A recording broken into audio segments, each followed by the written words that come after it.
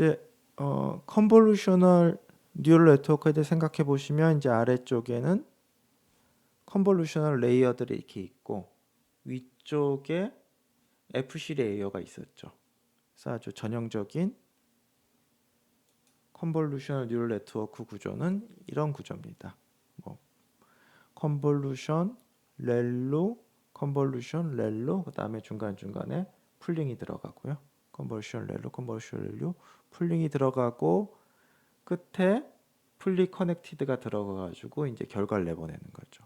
이게 이제 컨볼루셔널 뉴럴 네트워크 구조가 되겠습니다.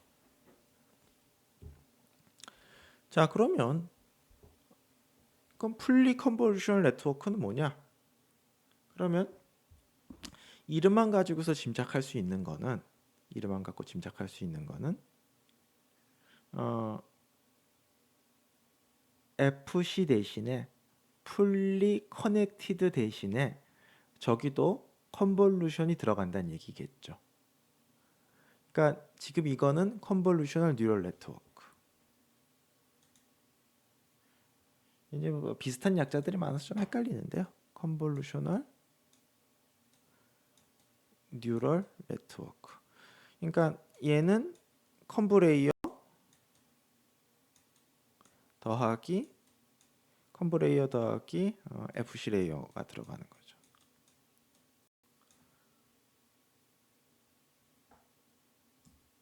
이것도 지금 그냥 컨볼루션 뉴럴 네트워크인 거죠. 컨브 풀링, 그 다음에 플래티닝해서 FC. 이게 좀 전형적인 컨볼루셔널 뉴럴 네트워크 구조인 거죠.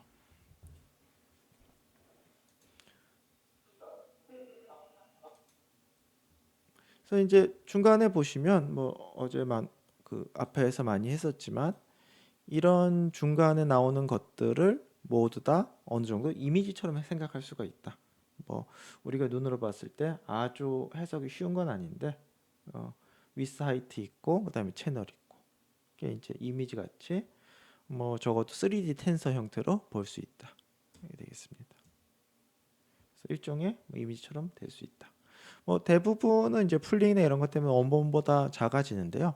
뭐 그렇다고 뭐 계속 작아지는 추세는 아니고 이제 오늘 먼저 앞으로 나올 내용이지만 이제 확대해 주는 그런 게 들어가면 뭐 크기가 이제 줄 수도 있고 늘 수도 있죠. 뭐 일반적으로 작아지는 경향이 있는 건 맞습니다. 플래트닝 같은 경우는 어떤 구조를 갖고 있는 이미지 형태라는 건 위사이트 채널 이런 구조를 갖고 있는 것들을 그냥 쫙 펼쳐서 지금 보시면 왼쪽에 마이너스 1, 0, 3이거든요. 쫙 펼쳐서 얘를 FC에 넣기 위해서 쫙 펼쳐서 어떤 구조적인 정보를 버리는 거죠.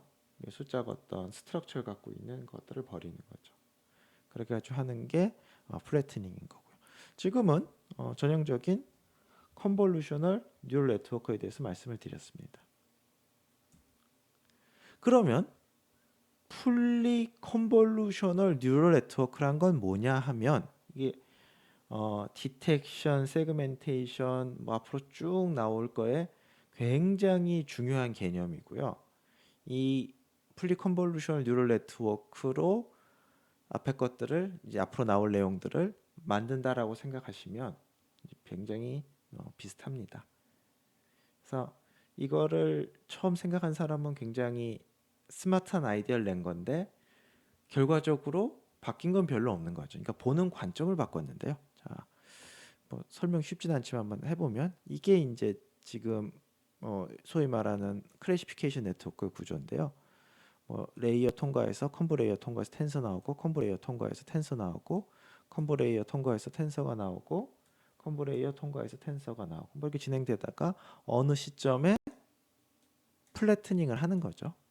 어느 시점에 플래트닝을 해서 그것들을 FC 레이어, 풀리 커넥티드 레이어에 넣어서 그 결과를 뽑는 거고 결과는 클래스 개수만큼 대략적으로 클래스의 개수, 뭐 클래스 개수 플러스 1이라고도 해요. 왜냐하면 그 중에 없다라는 걸 하나 넣어서 하기도 해서 하여튼 뭐 어찌됐든 클래스의 개수만큼 결과가 나오는 거고 그 중에 뭐 요거는 무슨 동물 하다가 테디 케이스에서 가장 세게 나오면 테디 케이스로 보는 거죠. 근데 여기서 이 이 뒷부분을 그냥 풀리 커넥티드인데 이 뒷부분을 컨볼루션으로 보는 거죠. 예? 사실 생각해 보시면 컨볼루션이라는 게 엘레먼트 와이즈로 곱해서 다 더하는 거죠. 그러니까 컨볼루션을 조금 더 확대 해석하자면 풀리 커넥티드도 여기에다가 이거를 쫙 일렬로 펼쳐서 엘레먼트 와이즈로 곱해서 더하는 게 풀리 커넥티드니까 내가 이 연산을 컨볼루션으로 못 볼 이유가 없는 거죠. 그러니까 마지막에 FC 연산을 그냥 그것도 컨볼루션인데 하고 보는 거죠. 그러면 이 한 장의 입력에 대해서는 바뀌는 게 하나도 없어요. 바뀌는 게 하나도 없어요. 그냥 저 FC라는 연산을 나는 컨볼루션으로 보겠다. 그러니까 저걸 플래트닝해서 곱했다라고 엘리먼트 와이즈로 곱했다, 뭐 매트릭스에 곱했다 이거를 그냥 텐서와 텐서끼리 엘리먼트 와이즈로 곱해서 더했다라고 그냥 다르게 생각하는 거 말고는 이제 차이가 없는 거죠. 그런데 언제 이런 사고 방식의 전환이 언제 큰 변화를 만드냐 하면요. 입력이 커질 때입니다. 자, 입력이 이렇게 작은 입력 갖고서 뭐 제가 뭐 알렉스넷 같은 경우는 224, 224로 트레이닝 한다고 했는데요. 알렉스넷에다가 400 곱하기 400 이미지를 넣는다는 거는 이게 디파인 된 행동이 아니에요. 왜냐하면 이거보다 더 큰 건 이미지를 넣으면 여기서는 그냥 더 큰 텐서들이 나오고 아무 문제가 없어요. 밑에 부분은. 근데 플래트닝 할 때 입력이 더 많아지는 거죠. 플래트닝 할 때. 따라서 FC 레이어에 들어갈 수가 없어요. 그러니까 이 컨셉에서는 모든 입력은 리사이즈 해서 FC 레이에 원래 트레이닝 했던 그 사이즈에 맞춰서 리사이즈해서 입력을 넣어야지만 정의가 되는 행동이었던 거죠. 근데 만약에 이 FC 레이어, 풀리 커넥티드 레이어를 우리가 컨볼루션으로 본다면 입력이 커지면 얘도 커지고 다 커지고는 그냥 끝이에요. 그러니까 풀리 컨볼루션으로 본다는 얘기는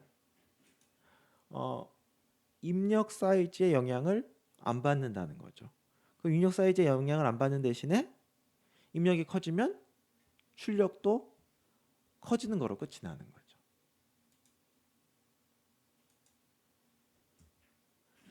이게 뒤에 부분을 그 개수도 다 똑같죠. 뒤에 부분을 풀리 커넥티드가 아니라 컨볼루션으로 봤을 때 그렇게 보게 되면 전체가 다 컨볼루션이니까요. 이런 여기서는 풀리 컨볼루셔널 뉴럴 네트워크라고 부르는 거죠. 컨볼루셔널 뉴럴 네트워크는 일반적으로 컨브 레이어 더하기 FC 레이어. 컨볼루션 뉴럴 네트워크는 컨브 레이어도 들어있고 풀리 커넥트 레이어도 들어있는데 FC에는 자 이게 좀 헷갈리기 딱 좋죠. 컨브 레이어 더하기 FC 레이어. 이거는 컨브 레이어 올린 거죠. 그러니까 FC와 그러니까 풀리 커넥티드와 FC에는 어떻게 보면 엄청 다른 거죠. FC는 풀리 커넥티드, FC에는 풀리 컨볼루셔널 뉴럴 네트워크. FC에는 입력을 넣으면 입력 사이즈가 커지면 출력 사이즈도 커지는 거죠. 오케이. 거기까지는 오케이면 그러면 출력 사이즈가 커지는 걸 어떻게 해석해야 되냐라는 거죠.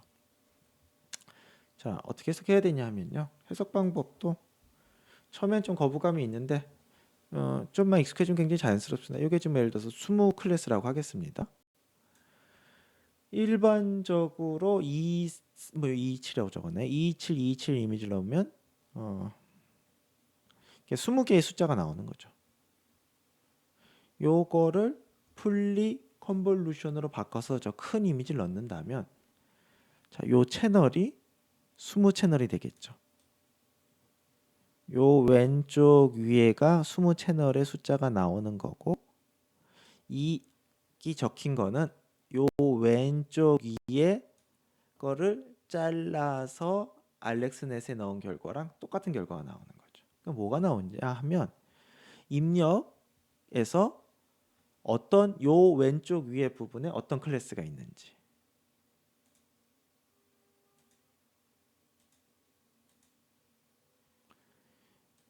요 부분에 색깔 잘하면 요 부분에는 뭐가 있는지가 여기에 나오는 거죠.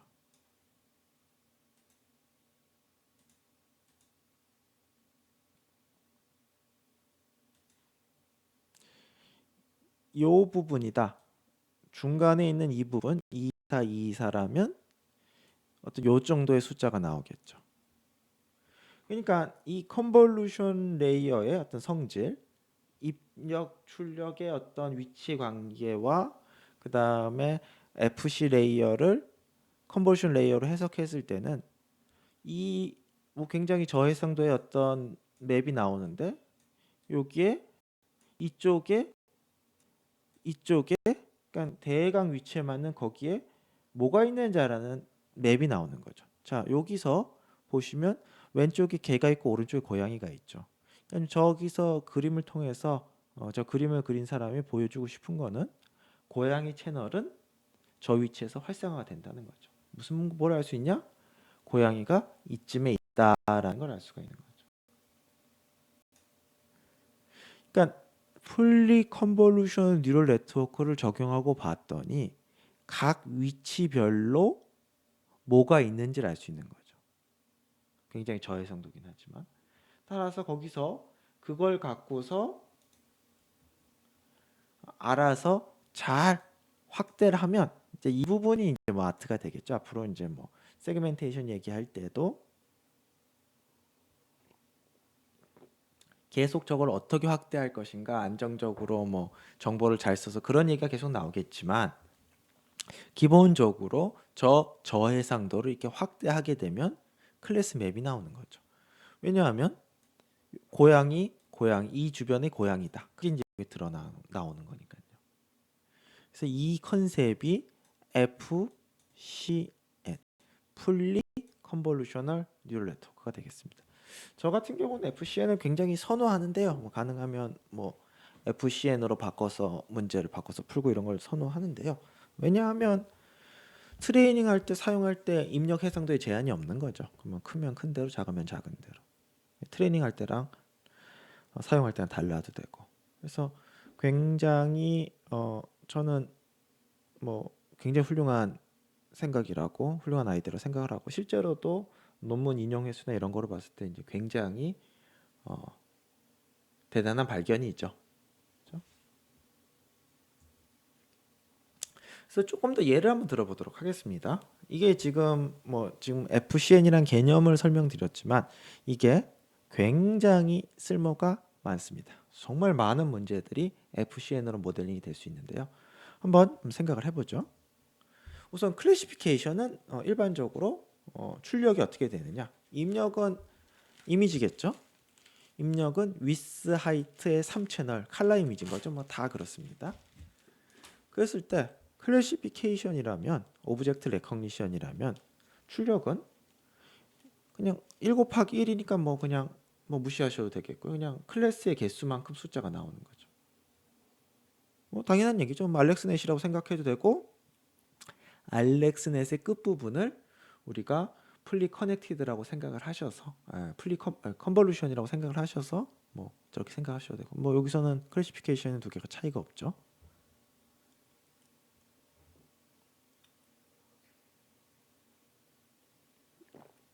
그러면 시멘틱 세그멘테이션 뭐냐? 픽셀별로 클래스를 할당해 주는 거죠. 근데 뭐 꼭 입력 크기랑 꼭 맞춰서 하지는 않습니다. 입력이 뭐 1000 곱하기 1000이어도 뭐 시멘틱 맵이 꼭 1000 곱하기 1000일 필요는 없고 뭐 300 곱하기 300이 충분할 수도 있으니까요. 그래서 어느 정도 리사이즈는 허용을 하는데요. 어찌되었든 간에 이미지 형태로 위스 곱하기 하이트에다가 넘버 클래스만큼. 자, 이거 같은 경우도 보시면요. 출력이 저렇게 이미지 형태로 나오는 거죠. 출력이 이미지 형태로 나오려면 모든 채널들이, 그러니까 모든 레이어들이, 그다음에 중간중간에 나오는 모든 텐서들이 다 이미지 형태여야 되는 거죠. 그러니까 시멘틱 세그멘테이션 같은 경우는 뭐 아닌 예를 찾을 수도 있지만 일반적으로 F 풀리 컨볼루셔널 뉴럴 네트워크 형태를 취하게 되죠. 그러니까 풀리 커넥티드를 안 쓰고 풀리 컨볼루션 형태로 쓰게 되는 거죠. 뎁스 에스티메이션, 그러니까 사진을 딱 주면 그 각 픽셀이 카메라로부터 거리가 어떻게 되는지, 그러니까 3점 구조를 파악하는 거죠. 그건 어떻게 되느냐? 컬러 이미지가 들어오면 나와야 되는 게 위스 각 픽셀별로 뎁스가 나와야 되니까요. 숫자가 하나씩 나와야 되는 거죠. 이렇게 되는 거죠. 그러니까 뎁스라는 거는 연속적인 값이고 따라서 이게 클래시피케이션이 아니지만 리그레션이지만 구조 자체는 다 풀리 컨볼루션하게 만드는 거죠. 슈퍼 레졸루션 같은 경우는 지금 제가 뭐 500 곱하기 500 이미지를 넣으면 1000 곱하기 1000에 훨씬 확대된 이미지가 나오는 거죠. 선명하게 확대시킨 이미지. 이 경우도 나와야 되는 게 어떤 이미지 형태로 나와야 되는 거죠. 이것도 이제 풀리 컨볼루셔널 형태를 쓰고요. 레티나 페이스라고 페이스 디텍션 그건데요. 뭐 페이스 박스를 찾는 거 이상을 넘어서 뭐 코가 어디 있고 눈의 위치가 어디 있고 뭐 이런 굉장히 많은 정보들 나오는데요. 이것도 이제 어떤 디텍션 컨셉을 잘 충분히 활용해서 뭐 앞으로 좀 뭐 뒤에 뭐 좀 더 설명을 들으셔야 이해가 되겠지만 각 그 사이트별로 우선은 뭐 픽셀하고 비슷한 개념을 생각하시고 각 사이트별로 어떤 정보를 내뱉거든요. 그래서 얘도 이런 식의 텐서를 출력을 내고요.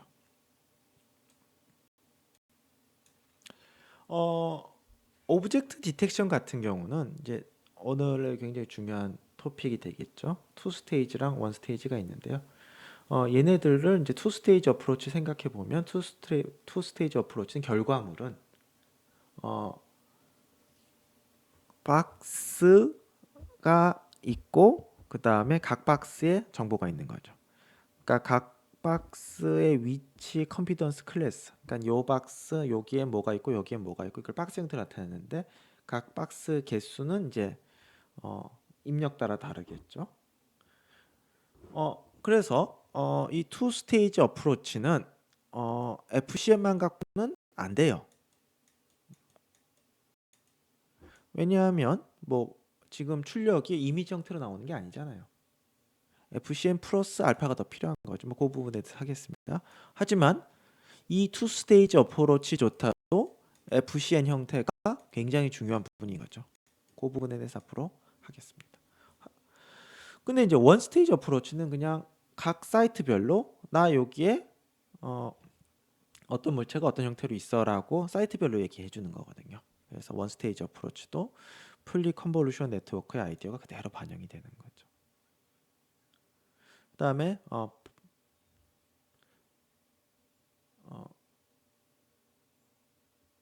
지금 이제 인스턴스 세그멘테이션을 이제 요거는 이제 마스크 RCN을 얘기한 거고요. 마스크 RCN이 아닌 페놉틱 세그멘테이션 형태 같은 경우도 이제 풀리 컨볼루션 형태를 이제 많이 쓰는 거죠. 그래서 오늘 이제 앞으로 할 내용들 오브젝트 디텍션, 오브젝트 세그멘테이션. 설사 투 스테이지 어프로치라 할지라도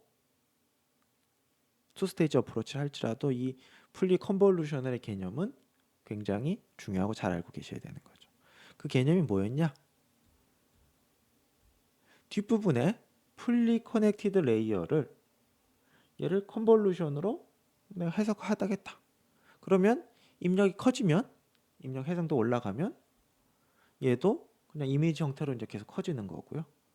그걸 해석하는 방법은 얘를 이미지처럼 그러니까 일종의 이미지처럼 해석을 하는 거죠. 그래서 아주 단순한 형태의 시멘틱 세그멘테이션 이렇게 한 다음에 맨 끝에 결과를 잘 확대시켜주면 된다가 되겠습니다. 여기로 잠깐 세는데 왜냐하면 지금까지는 클래시피케이션만 주로 얘기하다 보니까 이제 디텍션 하려면 리그레션이 뭔지 아주 간단하게 한번 복습을 하도록 하겠습니다. 복습, 리그레션이 뭔지 간단하게 리뷰를 하도록 하겠습니다. 우선 클래시피케이션은 이 클래스를 구별하는 거죠. A 클래스냐 B 클래스냐, 맞냐 틀리냐. 그래서 왼쪽 이게 뭐 아보카도냐 딸기냐 이런 게 이제 클래시피케이션인 거고요. 리그레션은 숫자를 예측하는 거죠. 웨이트를 넣으면 뭐 가격이 나온다든지. 이게 리그레션이죠. 그래서 문제만 주면 이게 클래시피케이션인지 리그레션인지 바로 얘기할 수 있죠. 뭐 키와 몸무게를 주고서 이 사람이 숫자 딱 2개를 받으신 거죠. 키와 몸무게를 딱 주고서 성별을 맞춰라. 그러면 얘는 클래시피케이션 문제인 거죠. 키와 몸무게를 주고서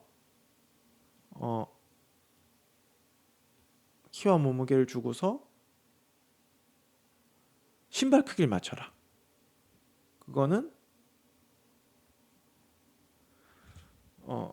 리그레션 문제인 거죠. 그래서 이 리그레션이 굉장히 쓸모가 있는 건데, 이 펑션 어프렉시메이션 한번 보시면요, 요게 이제 실제 그 좀 진실 트루스라고 했을 때 샘플을 제가 모은 거죠. 그래서 트레이닝 한 거고, 얘는 밸리데이션을 빼놓은 겁니다. 그래서 트레이닝 갖고서 이제 뉴럴 네트워크를 할 건데요. 리그레션하고 클래시피케이션하고 뭐 엄청 다른 것처럼 말씀을 드렸지만 사실은 뭐 비슷합니다. 뭐 입력이 들어가서 결과가 나온다는 점에서도 비슷하고 로스 펑션이 다르다는 점은 큰 차이지만요. 그래서 보시면 뭐 이해하실 필요는 뭐 시그모이드, 매트릭스 멀티플리케이션, 뭐 매트릭스 멀티플리케이션, 그 다음에 중요한 차이가 로스가 크로스 엔트로피가 아니라 엘투노스인 거죠. 그러니까 로스는 다르지만 뭐 그냥 비슷합니다. 그래서 이거 갖고서 트레이닝을 하게 되면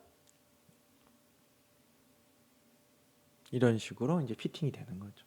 그러니까 뭐 리그레션 같은 경우는 뭐 커브 피팅하고 뭐 차이가 뭐냐라고 했을 때 뭐 차이가 별로 없는데요라고 얘기할 수 있을 정도죠. 그래서 뭐 그보다 훨씬 더 복잡한 것까지 가능하죠. 그래서 이게 이제 리그레션이 되겠습니다. 그러니까 디텍션 문제가 우리가 디텍션이 좀 어렵고 좀 뭔가 그 조금 구질구질한 측면이 있는 이유가 뭐 여러 가지 이유가 있겠지만 가장 중요한 이유는 이게 클래시피케이션과 리그레션이 같이 들어있는 문제인 거죠. 그래서 좀 그런 부분이 있고요. 그 다음에 뭐 추가적인 문제는 디텍션은 몇 개가 나올지 모르는 거죠. 클래시피케이션 같은 경우는 사이즈, 출력 사이즈가 딱 정해져 있죠. 뭐 1000개의 클래스 구별한다면 숫자 1000개. 시멘틱 세그멘테이션도 딱 정해져 있죠. 픽셀 개수 곱하기 클래스의 개수. 근데 오브젝트 디텍션은 일반적으로 사이즈가 결정이 돼 있지 않죠. 그래서 그런 것들을 해결하기 위해서 클래시피케이션과 리그레션이 섞여 있다. 몇 개가 결과물이 몇 개, 결과가 뭐 검출을 했는데 아무 안 나온다. 이럴 수도 있는 거죠. 이제 그런 것들을 해결하기 위해서 여러 가지 아이디어들이 들어가 있고 막 섞이고 그래가지고 조금 어렵고 까다롭고 좀 구질구질한 측면이 있는데요. 뭐 그럼에도 불구하고 너무 중요한 애플리케이션이니까 잘 알아두셔야 되겠고요. 그리고 지금 리그레션이란 단어, 클래시피케이션이란 단어, 그 다음에 앞으로 이해하는데 굉장히 도움이 중요한 단어인 풀리 컨볼루셔널 네트워크. 이건 디텍션에도 중요하고 세그멘테이션에도 중요합니다. 그래서 그거는 지금 잘 명심을 해두시고요. 자, 그러면 오브젝트 디텍션 한번 진행해 보겠습니다. 자, 목적은 이겁니다.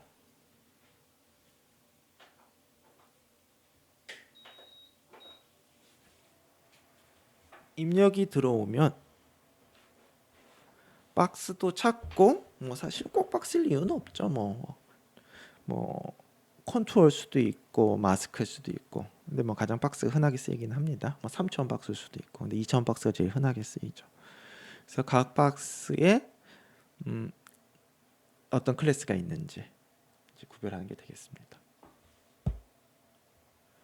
그래서 이 이미지를 주고서 이 클래스를 맞춰라.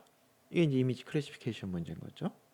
그리고 이미지 클래시피케이션 문제는 밑에 본 것처럼 컨볼루션, 렐로, 풀링, 컨볼루션, 렐로, 풀링, 그 다음에 플래트닝, FC 레이어, 소프트맥스. 이게 이미지 클래시피케이션의 기본인 거죠.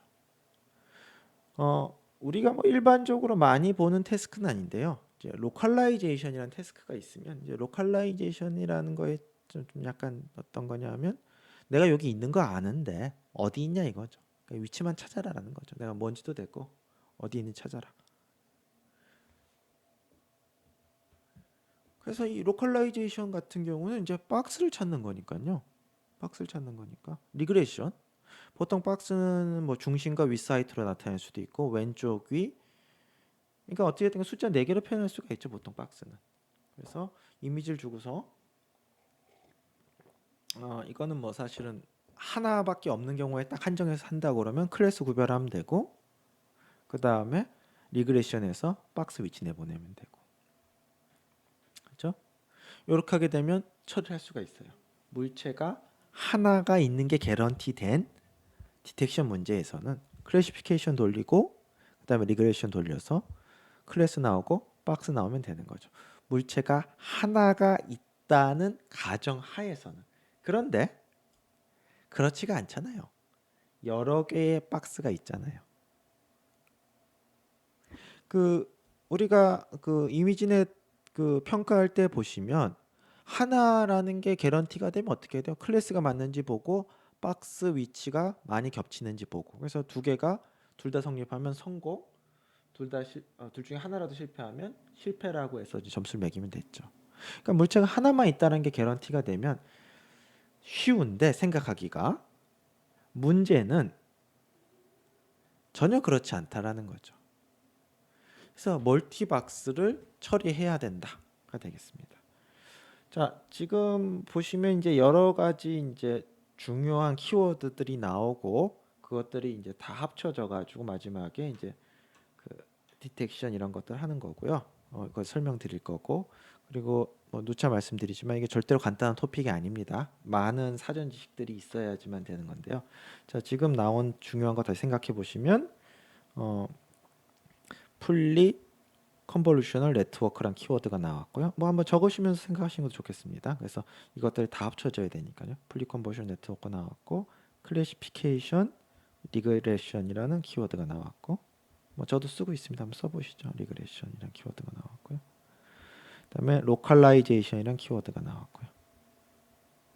그래서 이 단어가 뭐냐? 저 같은 경우는 뭐 이렇게 뭐 면접이나 이런 거 볼 때 보통 이 단어가 무슨 뜻이냐 이런 질문을 많이 하거든요. 그래서 사실 이런 것들에 대해서 자신 있게 설명하고 질문에 대해 대답한다는 게 사실 쉬운 일은 아니죠. 아무튼 지금까지 FCN, 클래시피케이션, 리그레션, 로컬라이즈 이런 얘기를 했고요. 자, 이게 우리가 디텍터를 만들기 전에 생각해 봐야 될 게 디텍터의 성능을 어떻게 평가할 거냐 라는 질문을 해야 되겠죠. 사실 그걸 뭘 만든다는 거랑 굉장히 관련이 높은 질문이죠.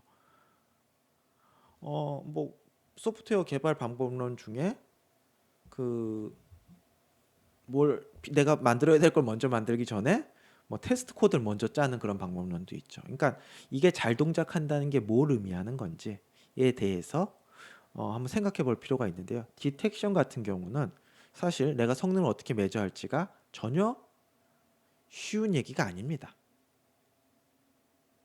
자, 한번 생각을 한번 해보겠습니다. 그래서 지금 두 가지 또 키워드가 나오는데 성능의 설명을 하는데 필요한 키워드 하나가 IOU, 그 다음에 MAP. IO는 intersection over union. 그러니까 우리말로 하면 합집합분의 교집합이죠. intersection over union 우리말로 하면 합집합분의 교집합. mean average precision은 뭐 평균 뭐 우리말로 좀 번역하기 어렵네요. MAP라고 많이 하고 디텍터의 성능을 주로 얘기할 때 MAP로 얘기를 하죠.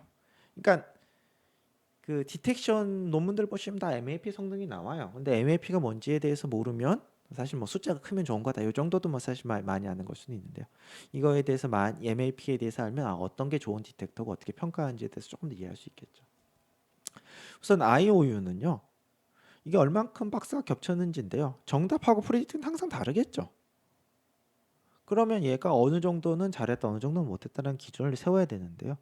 이 노란색이 그라운드 트루스라고 하면 뭐 그라운드 트루스도 좀 이상하게 찍혀 있지만 이거랑 알고리즘이 내뱉은 프리딕트랑 해서 분자는 두 박스의 합집합의 면적. 그 다음에 분모는 두 개의 교집, 분자는 두 개의 교집합의 면적. 그러니까 우리가 인터섹션 오브 유니언 IOU는 저런 식으로 측정이 됩니다. 그래서 이걸 성공을 내가 저거를 0.8로 할지 0.6으로 할지로도 결정하셔야 되는데요. 0.7 정도만 돼도 사실 꽤 겹쳐요. 그러니까 사람이 봤을 때 이거 찾았네. 그럼 0.7 정도인 경우가 많고요. 또 아주 굉장히 내가 이 애플리케이션에 한해서는 굉장히 높은 스탠다드를 적용하겠다. 그러면 IOU가 0.8 이상을 정답으로 치겠다. 예, 뭐 이런 기준을 적용하실 수도 있겠죠. 아무튼 IOU는 요 교집합 나누기 합집합이 되겠습니다. 인터섹션 오버 유니온이 되겠습니다. 그러면 MAP가 뭐냐? Mean Average Precision인데요. MAP에 대한 이해가 굉장히 중요합니다. 이게 어떤 성능을 평가하는 데 있어서 디텍터의 성능을 평가하는 데 쓰이는 기본적인 방법인데요. 이게 왜 중요하냐? 이게 성능 평가가 전혀 스트레이트포워드하지 않거든요. 뭐 그냥 우리는 완벽한 거와 완벽하지 않은 거 두 개밖에 세상에 없다 그러면 아주 쉽죠. 하나는 완벽하고 하나는 완벽하지 않은 건데. 근데 디텍터 두 개가 A 할 때는 B가 좀 못하다가 B가 잘할 때 A가 좀 못하고 막 이게 섞여 있어요. 그러면 어느 게 좋은 거죠? 이거를 이제 기본적으로 어떻게 정량적으로 계산할 수밖에 없는 거죠. 특히 성능을 계산한다고 그랬을 때 그 모든 걸 다 눈으로 보고 사람이 평가할 수 없죠. 그럴 때 기계적인 절차를 갖고서 좋은 걸 골라야 되는데 마지막 순간엔 사람이 개입을 하더라도요. 트레이닝하고 뭐 할 때 어떤 목적 함수가 있어야 되는 거죠. 이걸 잘하는 게 좋은 거다. 그럼 디텍터 성능을 평가해야 되는데 어떻게 평가하려는 거죠? 물체를 다 찾으면 좋은 것이다. 자, 그렇게 말씀하실 수도 있는데요. 물체를 다 찾기 아주 쉽죠. 그러니까 박스를 뭐 100만 개 정도 찾아서 이 중에 있다. 그럼 다 찾은 거죠. 아니 그러면 아니지. 그러면 뭐 그 잘못 찾은 박스 수가 적어야지. 그러면 아무것도 안 찾고 있으면 건 잘한 건가요? 그러면 잘 찾으면서 뭐 이렇게 얘기를 하다 보면 이걸 숫자로 정량적으로 얘기하기가 굉장히 힘들어요. 그래서 이제 사람들이 사실 그 문제에 대해서 오래전부터 많은 생각을 했고요. 결국은 숫자 하나로 표현하기가 굉장히 쉽지 않다. 컴퓨터 매트릭스나 뭐 이렇게 뭐 숫자 두 개로 표현하는 게 맞다는 건데요. 자, 뭐 이런 그림은 이제 머신러닝을 하게 되면 이제 굉장히 자주 보게 되는 표인데요.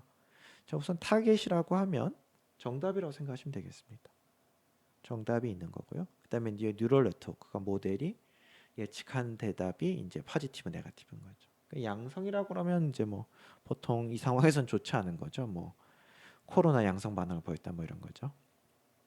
그래서 이제 A 더하기 C라는 사람이, 그러니까 A 더하기 C 명이 코로나가 실제로 걸린 거고 정답인 거죠. B 더하기 D가 코로나에 걸리지 않은 거죠. 근데 반면에 모델에서는 A 더하기 B명이 코로나에 걸려 있다고 하고 C 더하기 D명이 코로나에 걸려 있지 않다고 하는 거죠. 이게 이제 일반적인 상황인 거죠. 그랬을 때 우리가 굉장히 좋아하는 액큐러시는 A 더하기 B 더하기 C 더하기 D, 그러니까 전체 사람들 중에서 이 모델이 혹은 이 반응 시약이 찾아낸 정답인 거죠. A 더하기 D. 이게 액큐러시가 이렇게 정의가 되죠.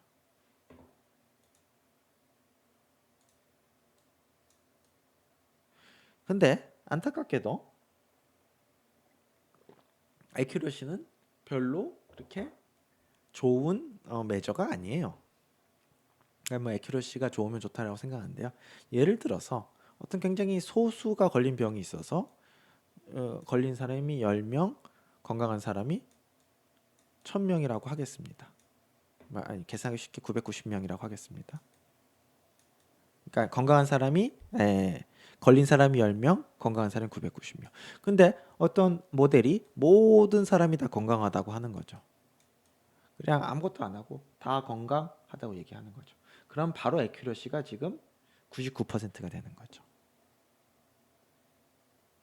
이걸 원하는 사람이 아무도 없잖아요. 애큐러시가 99%인데 사실 하는 일이 아무것도 없는 거죠. 별 쓸모가 없는 거죠. 오히려 파지티브가 20명이고 네거티브 980 해가지고 10, 10, 뭐 거지 말고 여기 8, 12. 하여튼 뭐 지금 제가 좀 잘 숫자를 뭐 잘 만들지 못하고 있는데요. 970. 이 경우는 애큐러시가 98.6이죠. 아까보다 애큐러시가 떨어졌죠. 아까는 그냥 다 건강하다고 얘기하는 건데 지금은 애큐러시가 아까보다 떨어졌는데 지금 뭐예요? 10명의 위험한 사람들 중에 8명을 찾아낸 거죠. 그러니까 지금은 애큐러시가 떨어졌는데도 뭐 거의 모든 사람을 봤을 때 훨씬 더 쓸모 있는 거죠. 따라서 애큐러시라는 게 뭐 처음에는 뭐 많은 정보를 줄 것 같지만 별로 그렇게 도움이 안 돼요. 그래서 애큐러시가 높다 나쁘다라는 걸 갖고서 트레이닝 시켰다가는 쓸데없는 결과를 얻기가 딱 좋죠. 그래서 그런 이유 때문에 디텍시의 성용을 애큐러시로 얘기하는 사람은 아무도 없죠. 그게 아무 의미가 없는 거 서로 잘 아니까요. 그래서 그것들을 보완하기 위해서 사람들이 찾아낸 숫자가 MAP인 거고요. MAP를 이제 설명을 드리려고 하는데 MAP 설명이 아주 쉽지만 또 않습니다. 그래서 MAP 설명도 뭐 한번 듣고 이런 거구나 대강 감을 잡으시고 이제 뭐 하면 되겠습니다. 지금 뭐 100% 이해하시긴 전혀 쉽지 않으실 것 같고요. 자, 한번 정리를 해보겠습니다. 그래서 어떤 병이 있는데 실제로 그 병이 있는 사람이 15명 그리고 건강한 사람이 85명 그랬을 때 알고리즘이 뭐 어떤 시약이 50명을 문제가 있다고 하고 50명을 건강하다고 한 거죠. 그래서 이렇게 표가 이렇게 나왔고요. 여기까지가 이제 결과안고 표가 딱 주어진 거고 이제 이 표를 갖고서 수치로 얘기하는 건데요. 우선 애큐러시는 55%가 되겠습니다. 그렇죠? 저 색깔로 칠해놓은 부분이 맞게 분류를 한 거죠. 전체 100명 중에서 55명이 이제 맞게 분류가 된 거죠. 그랬을 때 뭐 애큐러시는 됐고요. 센서티버티, 리콜이라는 거는 실제로 아픈 사람 15명 중에 내가 몇 명을 찾았냐, 몇 명을 회수했냐라고 하는 거죠. 15명 중에서 지금 10명을 찾아낸 거죠. 그래서 리콜은 67%가 되겠습니다. 66.6% 이렇게 나오겠죠. 이건 센서티버티 66%, 리콜 66%. 그러니까 이제 뭐 머신러닝 뭐 이런 거에 대해서 익숙한 사람들은 뭐 이제 코로나 시약의 정확도가 99%다. 그랬을 때 거기 참 정보가 없네. 그 99%란 얘기에 대해서 참 정보가 불명확하다는 생각 계속 들죠. 굉장히 불명확한 얘기죠. 애큐러시 99%라는 게 무슨 얘기인지. 그러니까 그래서 의사들은 뭐 어떤 거에 대해서 얘기할 때 센서티버티와 스피시피시티 두 개를 동시에 얘기하죠. 센서티버티가 얼마? 왜냐하면 하나만 갖고는 정보가 없으니까요. 그 다음에 프리시전은 뭐냐 하면 지금 알고리즘이 50명이 문제가 있다고 얘기를 했잖아요. 그중에 실제가 문제가 있는 비율이 10명이니까 비율은 50분의 10, 20%가 되는 거죠. 요 숫자가 프리시전이 되겠습니다. 그래서 리콜 프리시전 요 단어도 잘 기억을 해 두셔야 되겠고요. 리콜 프리시전.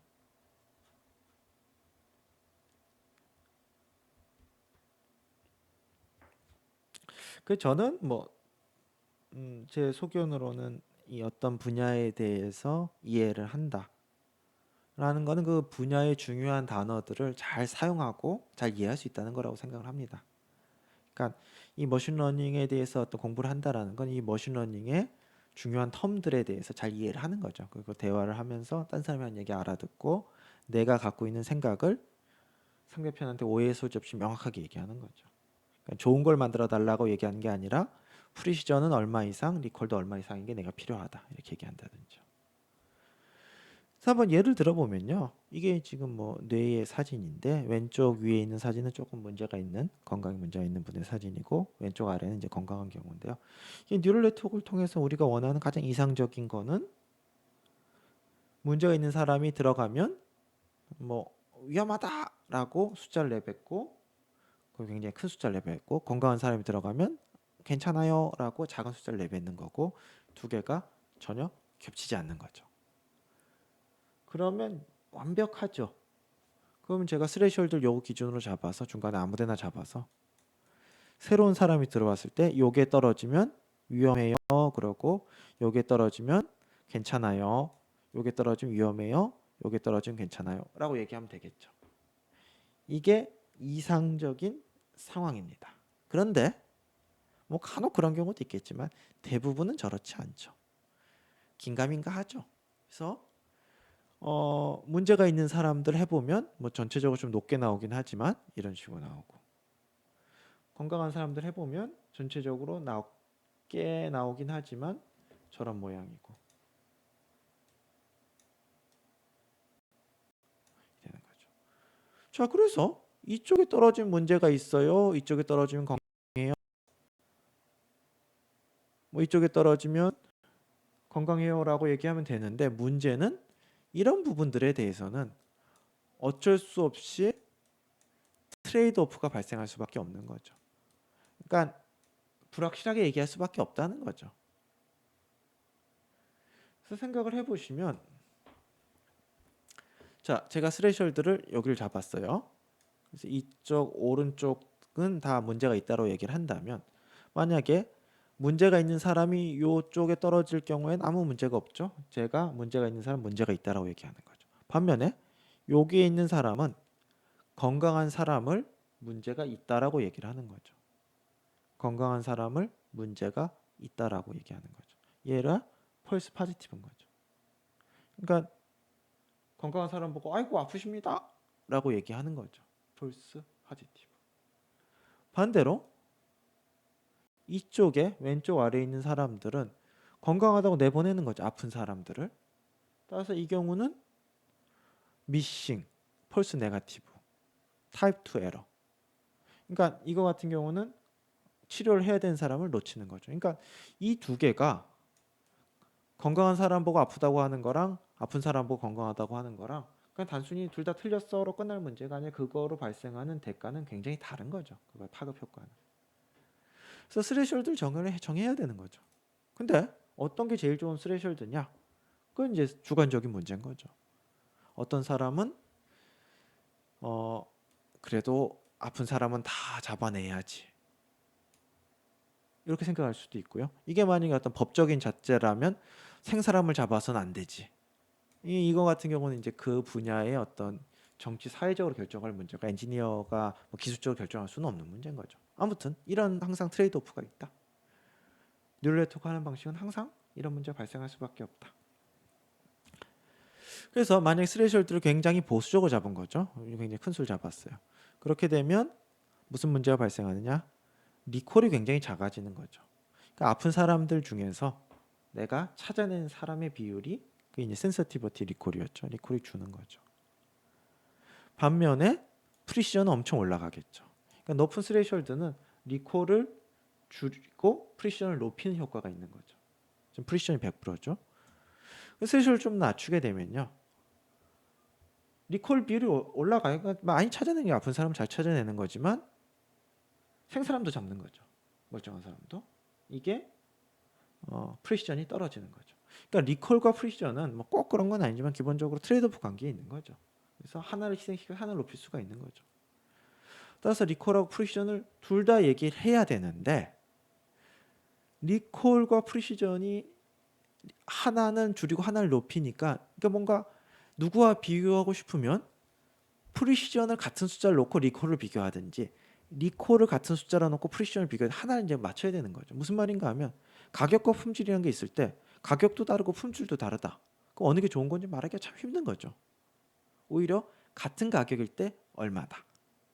그 우리가 그 이제 할인점 대형 마트에 가가지고 볼 때 물이 가격이 다 다르고 담겨 있는 질량이 다 다르면 뭐 판단할 근거가 없잖아요. 그래서 어떻게 하죠? 뭐 단위 질량 얼마당 가격 뭐 이런 거 적어 놓는 거랑 똑같은 거죠. 그러니까 프리시전을 묶어 놓고서 비교하든지 리콜을 묶어 놓고서 비교해야 되는데 그게 다 다르다면 그러니까 R1 리콜 프리시전 리콜 프리시전이니까 다 알고리즘화돼 있는데 그냥 다 비교가 안 되는 거지. 그래서 어떻게 하느냐? 리콜을 고정시켜 놓는 거죠. 리콜이 0.1일 때는 니네들 프리시전이 얼마야? 리콜이 0.1 때 니네들 프리시전이 얼마야? 그래서 리콜별로 프리시전을 계산해서 그거의 에버리지를 구해서 성능을 비교하겠다는 거죠. 그래서 이름이 에버리지 프리시전입니다. 그러니까 그 디텍셔에 우선 이게 찾았다 못 찾았다는 거는 IO의 스레셜드를 해서 결정을 하는 거고요. 그 다음에 그 맞았다 틀렸다를 갖고서 리콜 프리시전을 따지는 거는 여러 개의 리콜 값에 대해서 프리시전을 계산해서 평균을 구하는 거죠. 그러면 마지막으로 MAP, M은 왜 붙었냐? 근데 뭐 고양이 클래스, 개 클래스, 클래스의 개수가 여러 개 많죠.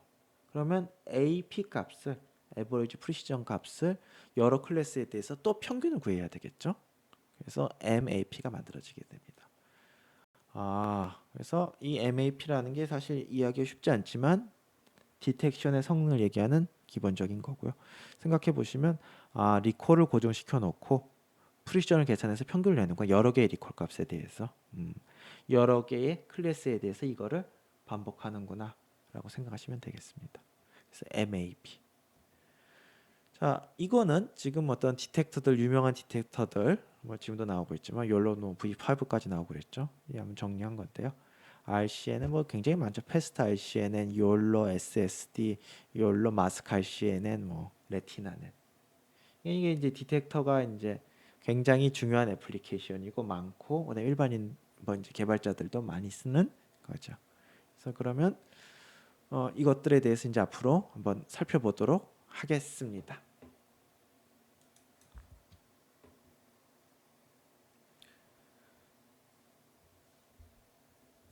이제 맨 처음에 할 게 이제 투 스테이지 메소드인데요. 이제 투 스테이지 메소드는 어떻게 보면 좀 직관적이죠. 그다음에 좀 시스템 자체는 복잡한데 뭐 좀 생각하는 관점에서는 조금 더 생각하기가 쉽고요.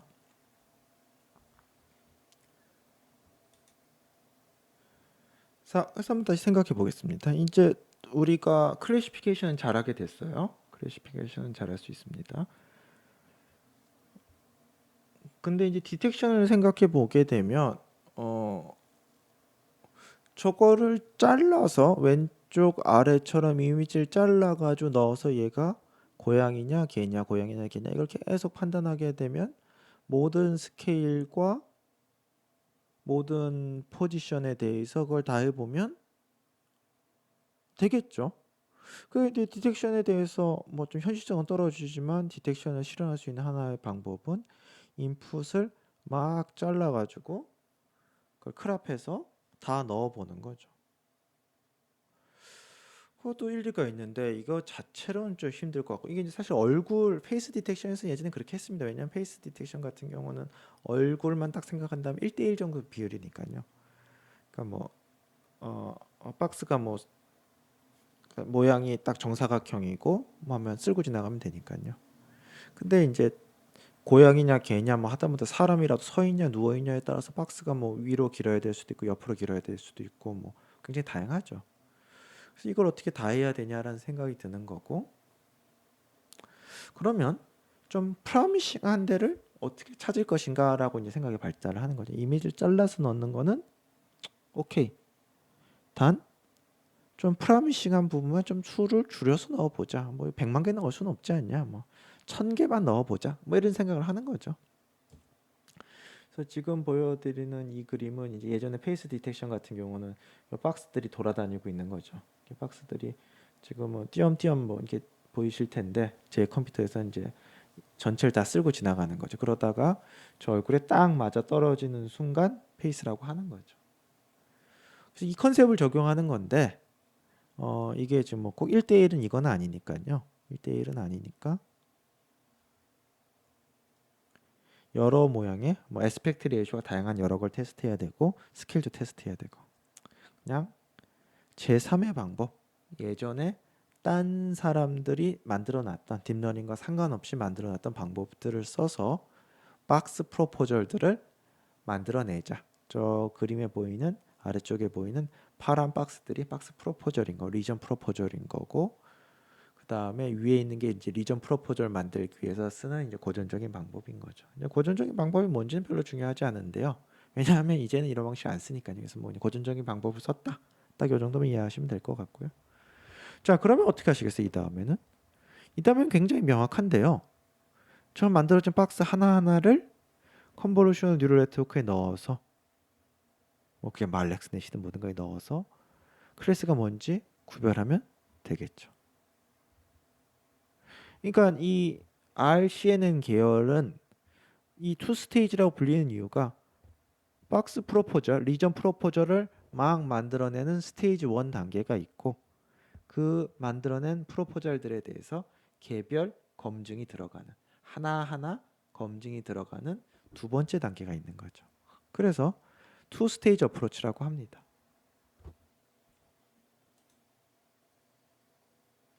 그다음에 RCNN 같은 경우는 요 R이 자, 원래 뭐 요즘엔 뭐 약자가 바뀌었을 때 적어도 저자가 첫 논문에서 얘기했던 건 그거죠. Regions with CNN feature인 거죠. 그러니까 무슨 말인가 하면 각각의 영역을 CNN 피처를 이용해서 구별하겠다라는 거죠. CNN 피처가 워낙 강력하다 보니까 각각의 영역이 얘가 고양인지 개인지 사람인지를 CNN을 이용해서 구별하겠다라는 거죠. 그래서 어떻게 되는 거냐면 이렇게 입력 이미지가 주어지게 되면요. 뭐 영역 물체가 있을 것만 같은 프로포저를 생성을 하는 거죠. 그래서 뭐 너무 많이 만들면 안 되니까 뭐 최대한 2,000개까지 만드는 거죠. 그리고 요 각각을 리사이즈해서 이것만 해도 요때만 해도 이제 플리컨볼루셔널 네트워크의 개념이 약했을 때라서 그냥 리사이즈해서 알렉스넷에 들어 넣기 좋도록 뭐 224, 224로 한다든지 그런 식으로 리사이즈를 해서 각각의 컨볼루션 뉴럴 네트워크에 대해서 넣어서 그 결과를 갖고서 물체다 아니다. 그 다음에 박스가 어디 있다. 이걸 판단을 하는 거죠. 이제 뭐 옛날 방법이다 보니까 뭐 SVM도 들어가고 좀 약간 하이브리드 같은 느낌이 나오는데 뭐 그것도 다 뭐 이유가 있긴 하지만 지금 뭐 아주 중요한 얘기는 아니고요. 그래서 뭐냐 하면 첫 번째 오브젝트 디텍션 방법의 핵심은 사진이 주어지게 되면 거기서 물체가 있을 법한 영역을 찾아 프로포저를 만든 다음에 각 프로포저에 대해서 컨볼루션 뉴럴 네트워크에 넣어서 개별 검증과 그 다음에 박스 리파인을 하는 거죠. 박스의 좀 위치랑 크기를 조금씩 조정해 주는 거죠. 그러니까 이게 뭔가 우아하지가 않아요. 뭐 우아하다는 게 꼭 필요하다는 건 아닌데요. 뭐 좀 휴리스틱이 많이 들어가는 거죠. 그래서 뭐 박스 부분은 뭐 리스트 스퀘어 갖고서 하고 뒤에 부분에 SVM은 힌지 로스, SVM 트레이닝 로스죠. 로그로 하고 그 다음에 뭐 네트워크도 파인 튜닝 뭐 이게 각각 만들어서 해야 되는 거고 뭐 이런 거는 뭐 어떤 뭐 미적인 측면이라고 하지만 심각한 문제가 황당하게 시간이 오래 걸리는 거죠. 생각해 보시면 클래시피케이션 네트워크를 지금 뭐 1,000번, 2,000번 호출해야 되는 거죠. 굉장히 시간이 많이 오래 걸리는 거죠. 어찌되었든 간에 이 생각은 그렇지만 어떤 투 스테이지 어프로치의 시작이 된 거죠. 그러니까 굉장히 중요한 논문이 되겠습니다. 그러니까 투 스테이지 어프로치는 어찌되었든 간에 이 컨셉은 계속 가져가는 거죠. 영역 후보를 찾아서 리전 프로포저를 만들어서 그리고 각 리전에 대해서 검증을 한다. 진짜 클래스가 맞는지 그 다음에 위치가 어떻게 되는지 그걸 검증을 한다. 이렇게 되는 거죠. 그다음에 이제 여기서 개별 이제 풀리 컨볼루셔널 뉴럴 네트워크에 대한 생각도 나오고 이러면서 좀 아까 했던 건 좀 어리석었네라는 생각을 하고는 개선을 하는 거죠. 무슨 개선을 하는 거냐 하면요. 아까 같은 경우는 이미지를 잘라서 클래시피케이션 네트워크에 넣은 거죠. 근데 그러지 말고 아니 컨볼루셔널 뉴럴 네트워크에 큰 이미지를 아예 처음부터 넣으면 FC 레이어 빼고 피처 맵이 만들어진 거잖아요. 큰 피처 맵이.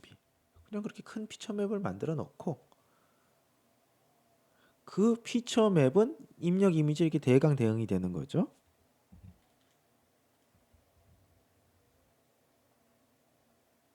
그러니까 그것을 이미지를 잘라서 넣는 게 아니고 피처맵을 잘라서 넣자라는 거죠. 이게 굉장히 절약이 되는 거죠. 왜냐하면 컨볼루션 네트워크를 저 통과시키느라고 드는 계산은 큰 이미지를 넣긴 하지만 한 번만 하면 되는 거잖아요. 그래서 이런 생각을 하게 되면 요 피처를 뭐 피라미드로 형태로 자르긴 하는데 뭐 그것보다도 정말 제가 봤을 때 이 부분의 핵심은 피처를 이미지를 잘라서 컨볼루션 뉴럴 네트워크에 넣어서 판단하는 게 아니라 피처 맵을 잘라 넣어서 하는 거죠. 그러니까 피처 맵에 대한 호출은 그러니까 컨볼루션 뉴럴 네트워크 호출은 한 번만 발생하면 되는 거죠. 시간이 엄청 절약이 되겠죠. 그래서 그걸 갖고서 판단을 하겠다. 그러니까 이미지를 자르는 게 아니라 피처 맵을 잘라서 하겠다. 이것도 이제 굉장한 진보가 되겠죠. 뭐 여러 가지 장점들이 있죠. 이게 굉장히 빠르게 된다.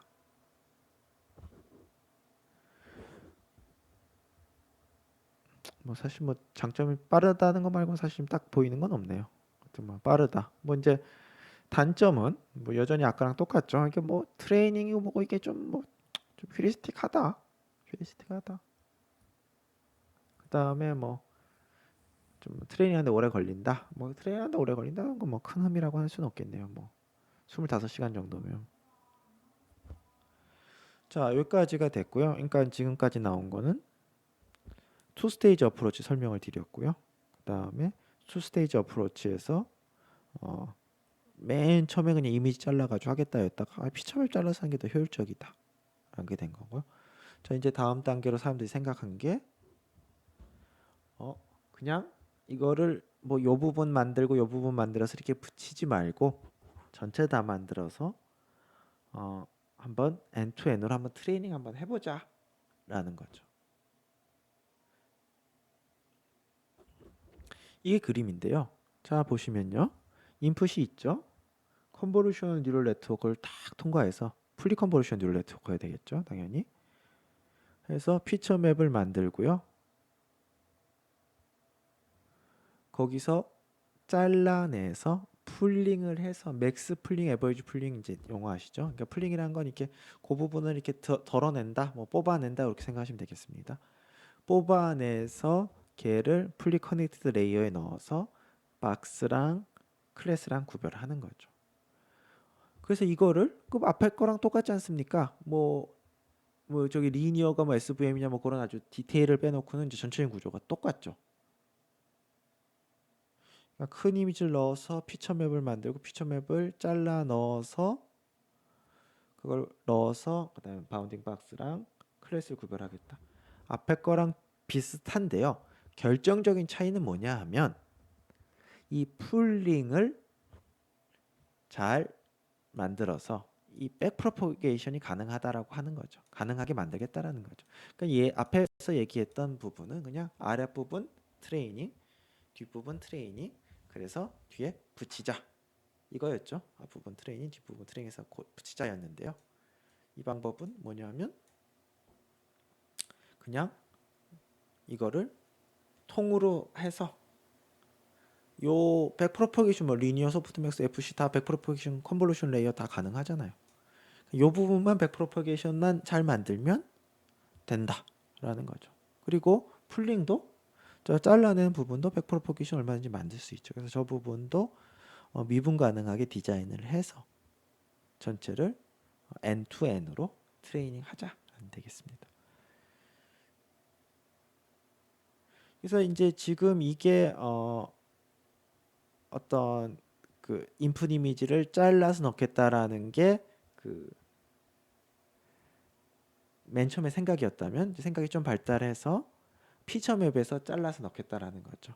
근데 피처맵에서 잘라서 넣는데 어떤 건 크고 어떤 건 작고 이렇게 했죠. 그래서 피처맵에서 그냥 잘라서 넣는 게 아니라 뭐 내가 정해놓은 사이즈 뭐 예를 들어서 100 곱하기 100이다.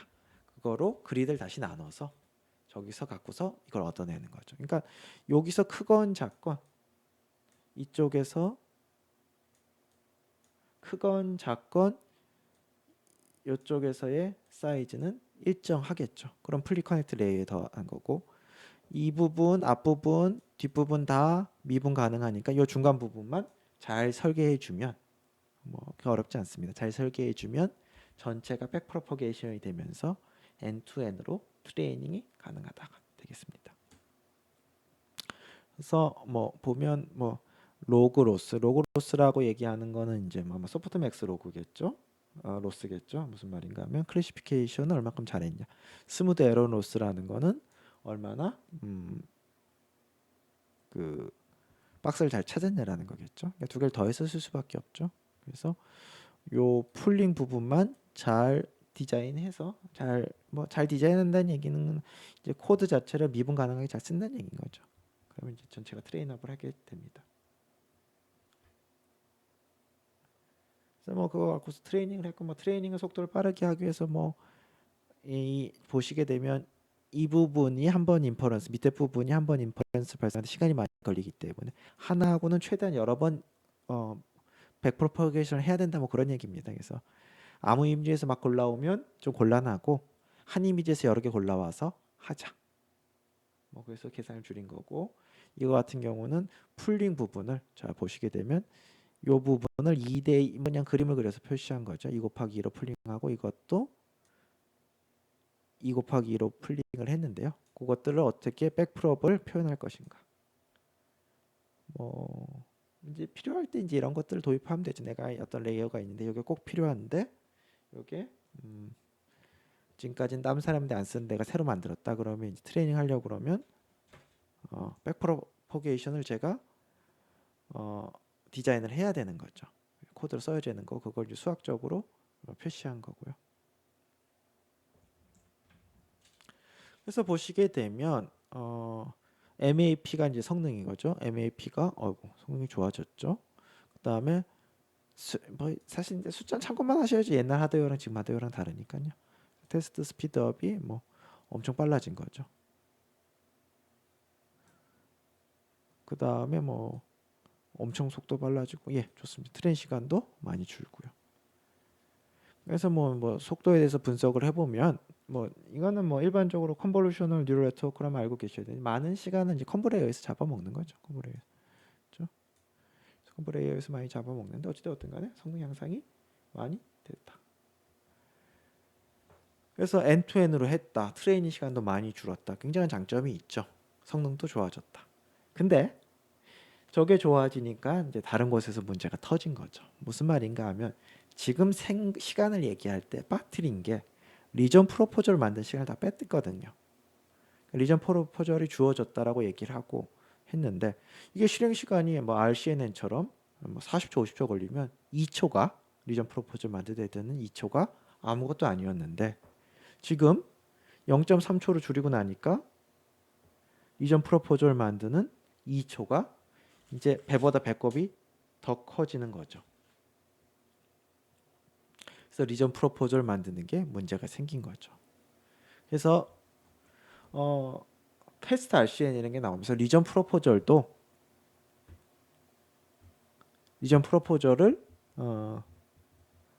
빨리 만들겠다.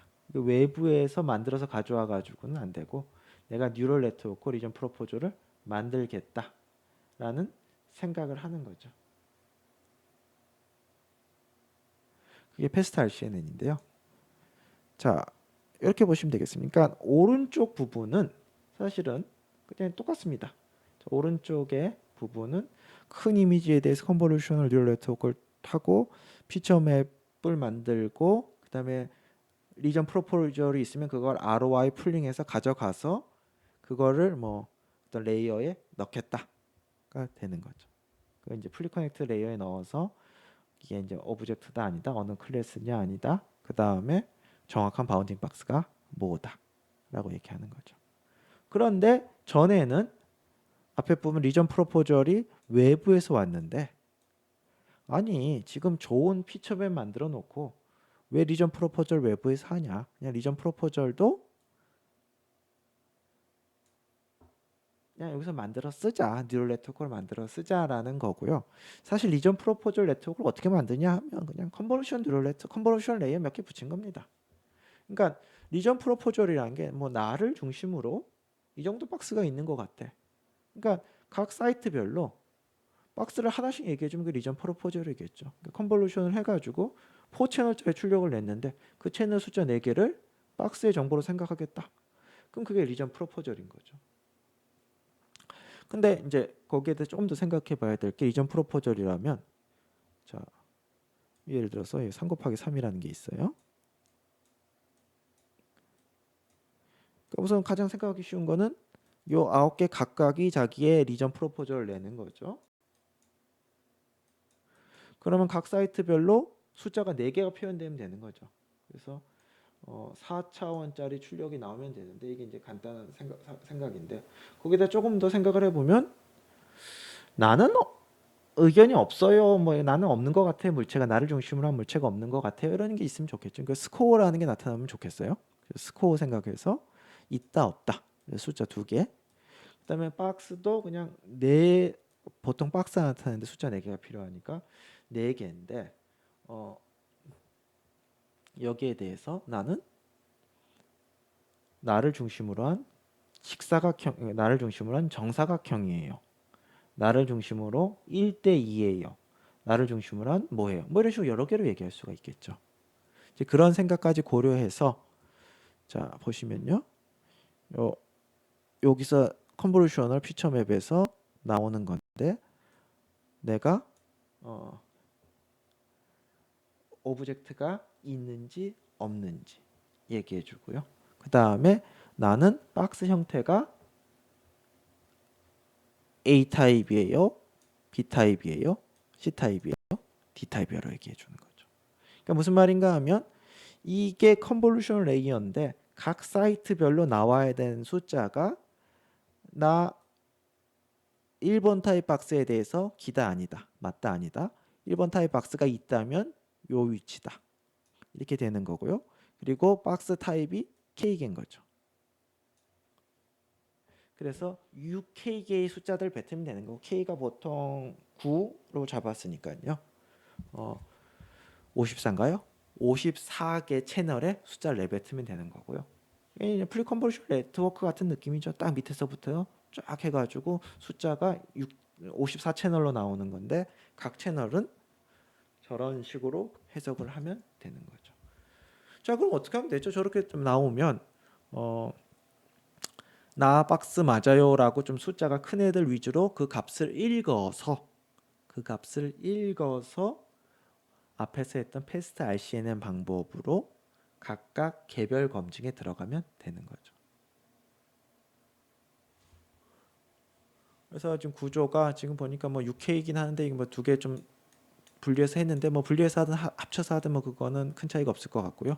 그래서 콤보 레이어를 더해서 각 사이트별로 프로포저를 들어보는데 K개의 프로포저를 들어보는 거죠. 그러니까 박스 K개 그 다음에 그게 맞다 아니다 숫자들. 그래서 프로미싱한 애들에 대해서 개별 검증에 들어가는 게 되겠습니다. 그래서 오른쪽 그림은 이제 이해를 하실 수 있으면 좋겠는데, 그러니까 큰 그림을 컨볼루션 뉴럴 네트워크 넣어서 피처 맵을 만들고 그 피처 맵에다가 컨볼루션 레이어로 몇 단계를 더해서 후보 박스들 그리고 후보 박스의 스코어들을 딱 계산하는 거죠. 그다음 후보 박스의 위치와 스코어를 갖고서 일종의 이제 반복문이 돌면서 포루프가 돌면서 저 피처 맵을 풀링해서 피처 맵에서 잘라와서 개별 검증을 딱 하는 거죠. 뭐 1000개? 이 정도 개별 검증을 하겠죠. 후보는 훨씬 더 많겠지만. 그래서 이쪽을 리전 프로포저 네트워크. 그러니까 1단계에서 이만하게 해서 이제 피처 맵도 만들고 후보도 1, 2 해가지고 1000개 정도 만들어 놓는 거죠. 그럼 2단계에서는 1번 후보 검증, 2번 후보 검증, 3번 후보 검증, 1000번 후보 검증 이렇게 진행이 되는 거예요. 이게 2 스테이지인 거고요.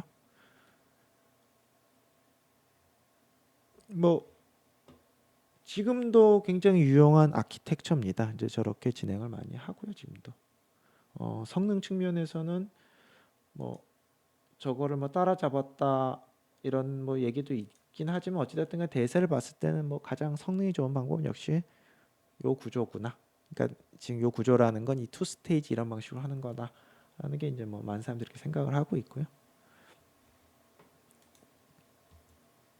그래서 이거는 지금 카페, 요즘은 카페 사람들이 많이 쓰진 않지만 카페 코드를 갖고서 한번 그린 건데요. 자, 이 부분이 위에 부분이 VG인데요. 그러니까 VG의 뭐 새로운 클래시피케이션에 있었던 건 뉴럴네트워크 아키텍처 그대로 가져온 거죠. 그대로 가져와 가지고 하면 이 부분에서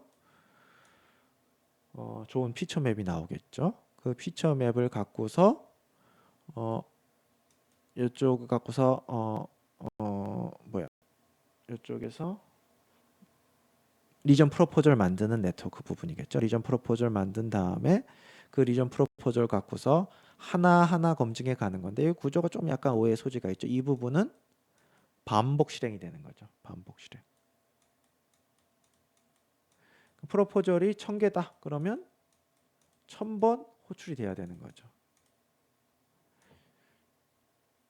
그래서 뭐 약간 오해 소지인데 ROI 풀링 부분은 이제 반복 호출이 될 수밖에 없죠. 투 스테이지 어프로치인 거고요. 그래서 그 아래 부분을 좀 더 자세히 보면요. 자, 우선 여기서 피처맵이 나오게 되면 왼쪽은 피처맵을 공급해 주는 거죠. 그렇죠? 공급해 주는 거고. 요 큰 거, 여기죠. 요 큰 박스가 이제 여기서 왼 위에서 나온 거고, 그다음에 그걸 풀링하는 게 요 부분인 거죠. 그 풀링하기 위해서는 리전 프로포절이 필요한데요.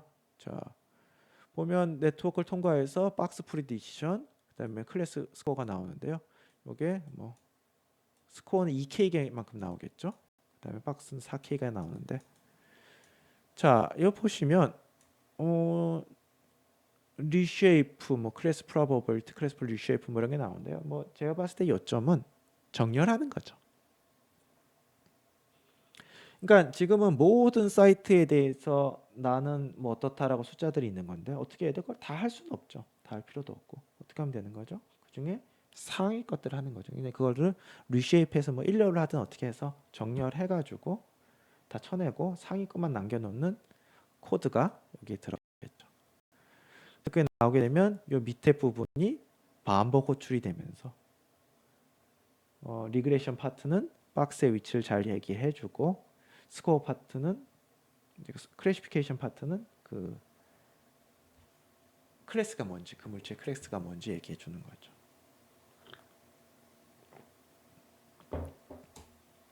그래서 보시게 되면 이제 패스트 RCNN이 되면 이제 아까 이제 패스트 RCNN이 0.3초 그랬는데 리전 프로포절 더하니까 2초로 바뀌었죠. 그래서 그 부분까지 다 뉴럴 네트워크로 대체를 했더니 전체 시간이 0.2초.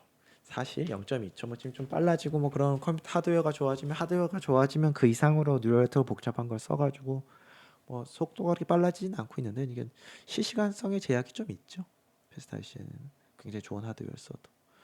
하지만 어찌되었든 간에 뭐 굉장히 성능 좋고 과거와 비례해서 빨라졌고요.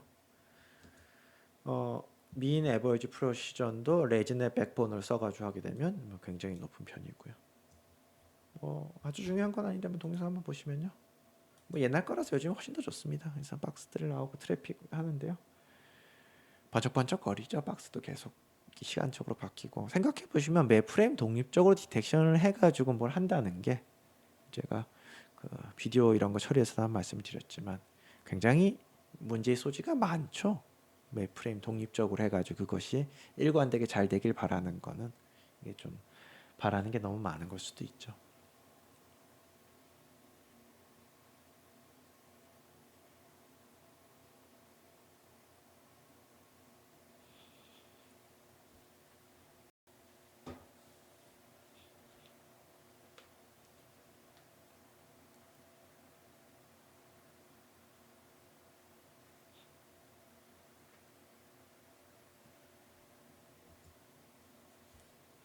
자, 요약이 되겠습니다.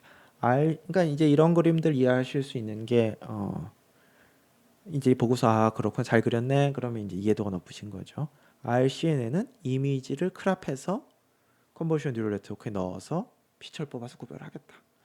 그러니까 뭐 숱하게 컨버션 뉴럴 네트워크 전체가 호출이 되는 거죠. 패스트 RCNN은 외부에서 리전 프로포저를 가져와서 피처 맵에서 풀링해서 하는 거니까 뭐 그 자체는 괜찮은데 외부에서 가져오는 게 부담이 너무 크고 뭐 성능도 그랬다.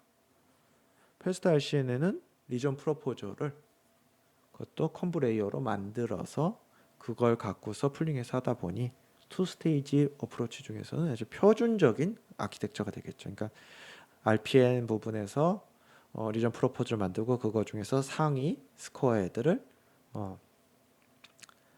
풀링해서 크랍보다 풀링이 좀 더 정확한 표현일 것 같은데요. 풀링해서 구별해서 쓰겠다. 이게 RCNN의 구조가 되겠습니다. 물론 지금도 저거에 대해서 어떤 마이너한 변화들이 있는데요.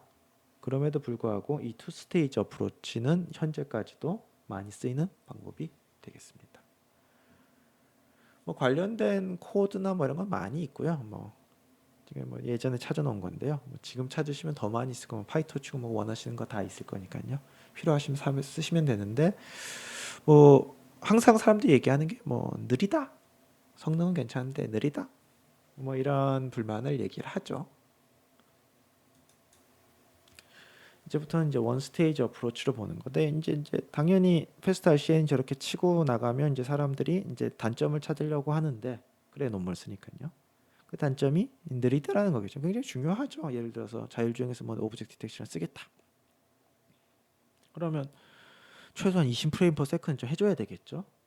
200, 그러니까 0.2초 당겨면 0.2초면 사실 너무 느리죠. 반응이.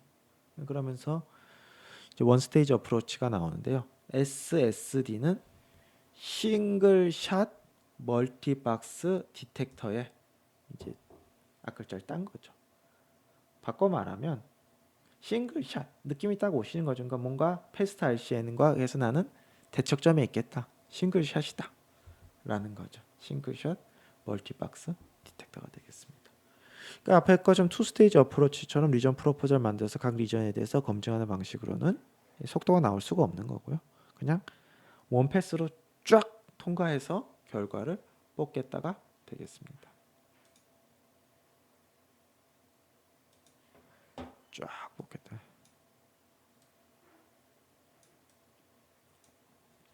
뭐 74.3 뭐 민 에버리지 프리시즘 이렇게 나왔는데 사실 저게 이제 이게 별로 이렇게 한 게 데이터셋이 다 다르고 뭐 이러다 보니까요. 이게 아주 동일한 선상에 놓고 비교하기가 참 쉽지 않아요.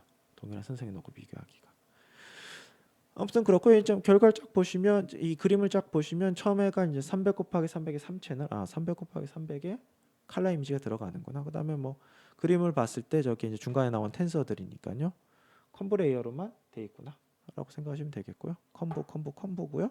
그다음에 컴브 레이어에서 보시면 특별한 점이 지금까지 보셨던 거 특별한 점이 중간에서 뭐 선이 나와서 디텍션 뭐로 가는 거죠. 그러니까 이 부분으로 이 중간에 결과들이 가는 거죠. 그러니까 이 뭔가 일렬로 쭉 가는 거 추가해서 중간에 있는 결과들이 옆길로 새서 저기에 모여서 뭔가 어떤 처리를 해서 결과가 나오는구나. 그러니까 이 SSD는 이 피처 맵을 쫙 만들고 가다가 중간 피처 맵을 버리는 게 아니라 어디로 흘러가서 저기서 모여서 뭐가 벌어지는구나. 이걸 보시면 되겠습니다. 그래서 지금부터 말씀을 드릴 건데요.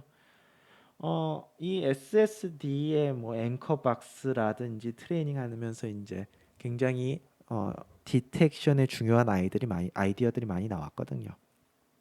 그래서 그런 아이디어하고 함께 보려고 하기 때문에 조금 혼란스럽거나 복잡할 수가 있습니다.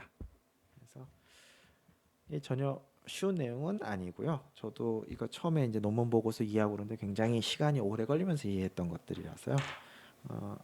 제가 뭐 최선을 다해서 제가 이해한 바를 이제 명확하게 말씀드려 노력을 하겠지만 뭐 근본적으로 좀 시간이 필요하고 까다로운 부분이 있다라는 점을 좀 이해해 주시면 좋겠습니다. 지금까지 나왔던 텀들 한번 잠깐 복습해 보면 풀리 컨볼루셔널 뉴럴 네트워크 얘기를 했었고요. 좀 다시 한번 쓰고 있는데요. 그러니까 이 뉴럴 네트워크에서 풀리 커넥트 레이어를 제외하거나 혹은 그 풀리 커넥티드 레이어를 컨볼루션 레이어로 재해석하게 되면 입력 사이즈가 커지면 출력 사이즈가 커지도록 할 수가 있는 거죠. 이제 그런 식으로 컴보 레이어만 쓰게 되면 굉장히 큰 장점이 있고요. 그 다음에 우리가 디텍션 얘기를 할 때는 IOU, 그 다음에 mean average precision이 성능 얘기할 때 기본적인 거죠. IOU가 얼마 이상을 맞다고 하셨나요? 그다음 mean average precision, mean average precision 숫자를 얘기하니까요. IOU는 저는 뭐 0.3 이상을 맞도록 했습니다. 그러면 너무 널널한 기준을 한 거죠. 그러니까 그런 거에 대해서도 점검을 하실 필요가 있는 거고요. 그 다음에 투 스테이지 어프로치의 두 가지 여러 가지 대표적인 방법을 봤는데, 투 스테이지 어프로치의 대표적인 방법은 지금은 그냥 페스터 RCNN인 거죠. RCNN은 뭐 지금은 얘기가 바뀌었을 수도 있지만 처음에 저자가 한 건 regions with CNN feature인 거죠. 그러니까 각각의 리전에 대해서 컨버셔널 뉴럴 네트워크 피처를 적용해서 하겠다. 그러니까 투 스테이지 어프로치 어떤 느낌이 드는 거죠. 그 지금부터 할 내용은 원 스테이지 어프로치인 거고요. 원 스테이지 어프로치. 지금 첫 번째 할 게 SSD입니다. 그다음에 SSD를 하고 나서 할 게 YOLO. YOLO는 이제 You Only Live Once죠. 너 한 번만 사니까 하고 싶은 거 하고 즐겁게 살아라. 뭐 그런 뜻인가요? 아무튼 뭐 그런 건데요. 여기서 말하는 YOLO는 You Only Look Once입니다. 한 번만 본다. 그러니까 이 패스트 RCNN의 이름의 대척점에 쓰는 느낌이 딱 들죠. 한 번만 보니까 한 번만 보고서 결과 다 내라 라는 거죠. 그거 또 풀링해서 돌고 또 돌고 이렇게 해가지고 1000번 반복할 생각하지 말고 한 번에 결과 내라. 그러니까 SSD랑 YOLO가 빠르죠. 자, 그래서 이게 이제 SSD 코드인데요. 물론 뭐 코드 자체를 한 줄 한 줄 다 이해하실 필요는 없고요. 이게 어떤 식으로 흘러가는지 이제 말씀을 드리려는 건데요. 맨 처음에 이제 이미지를 읽어야 되겠죠. 그렇죠? 그래서 이미지 읽어서 플레이스 홀더에 넣어야 되겠죠. 이미지 크기에 대해서는 지금 뭐 특별 제한을 하고 넣은 논이라고 썼는데 300 by 300이 아마 들어갈 거고요. 그래서 이미지를 넣을 공간을 만들어 놨죠. 그 다음에 이제 이 부분이 보시면 뭐 VGG, 프리프로세싱, 프로세스 뭐 포 이밸류에이션. 그러니까 네트워크마다 그 트레이닝한 사람들이 자기의 어떤 취향에 맞다고 프리프로세싱을 좀 붙여요. 예를 들어서 VGNet 같은 경우는 RGB 값을 0부터 255까지 쓰는 게 아니라 R에서 R의 평균, G에서 G의 평균, B에서 B의 평균. 그러니까 평균 값은 미리 데이터셋에 미리 계산해 놓은 거예요. 그런 거 빼는 듯한 미리 프로포세싱을 쓰기도 하고요. 그 다음에 이미지를 리사이즈 하네 여기서 리사이즈 하는. 그러니까 아직 뉴럴 네트워크에 넣기 전에 또 이미지에 대한 처리를 하는 프리프로세싱 부분이 있고, 이거는 뭐 여러분이 VGG 100번을 쓰냐 뭐 RLS 100번을 쓰냐에 따라서 다르겠죠. 그 다음에 이 부분은 자 여러분이 남들이 만들어 놓은 모델을 쓴다 그러면 그 모델 구조가 뭔지 읽어야 될 거잖아요. 물론 뭐 그 사람들이 공개해 주겠죠. 어찌됐든 그 구조를 읽어서 내가 이 구조를 쓰겠다라고 해야 되겠죠. 그래서 이 SSD 내 구조를 읽어오는 부분인 거죠. 그 다음에 뭐 초기화하고 그 다음에 그 파일로부터 웨이트가 저장된 파일로부터 모델을 읽는 거죠. 그러니까 윗부분은 네트워크 구조에 대한 정보를 세팅해 주는 거고, 지금 이 부분은 웨이트 파라미터 읽어서 모델을 다 초기화하는 거죠. 그 다음에 이 처음에 이 SSD에 이해하고 뭐 연로를 이해하고 이런 데 대해서 걸림돌이 될 수 있는 부분이 앵커인데요. 패스트 RCNN에도 그런 개념이 좀 나왔었죠. 앵커 개념이 나오게 됩니다. 그래서 앵커라는 게 있는데요. 그거를 미리 생성해 주는 부분이에요. 그 부분에 대해서는 제가 조금 더 자세하게 이제 뒤에 하겠습니다. 앵커를 만들어 준 부분이고요. 그 다음에 이제 이미지 읽어서 뭐 클래스별로 색깔 뭐 박스 정해 가지고 그거를 그리는 건데, 여기서 요 부분이 이미지를 넣어서 프로세싱을 하는 거죠. 그럼 클래스랑 스코어랑 박스 위치가 나와서 그 밑부분을 그려주는 거고요.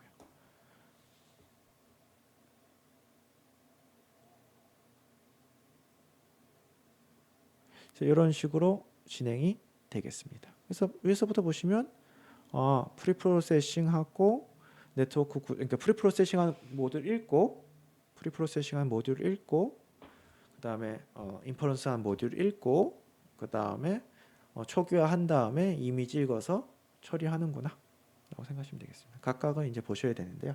여러분이 이제 뭐 디텍터 같은 거 만들고 이제 하시게 되면 이런 뭐 프리프로세싱이라든지 뭐 디스플레이 이걸 결과를 보여준다라든지 이런 것들이 이제 필요하죠 항상. 이 프리프로세싱 코드인데요, 막 굉장히 길고 그런데요. 사실은 앞에 보시게 되면 프리프로세싱 할 때 뭐 이미지 들어가는 건데 이제 뒤에 논인 거죠. 그러니까 별로 이렇게 쓰지 않는 거죠 뒷부분을. 그래서 논이라서 프리프로세싱에서 뭐 레이블스 비박스 이 두 부분 다 논이라서 이제 쓰지는 않고요. 가만 보시게 되면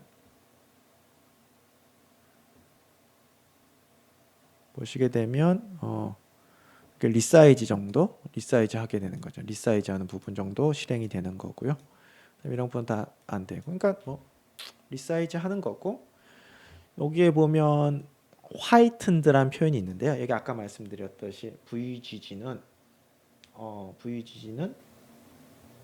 그 픽셀 값을 R의 평균, G의 평균, B의 평균, RGB의 각각의 평균으로 빼주거든요. 그 부분에 대한 내용입니다. 그럼 당연히 저 평균값은 미리 주어져 있고요. 평균값 코드를 보시게 되면 뭐 미리 정해져 있는 숫자들을 그냥 빼주는 거죠. 그래서 만약에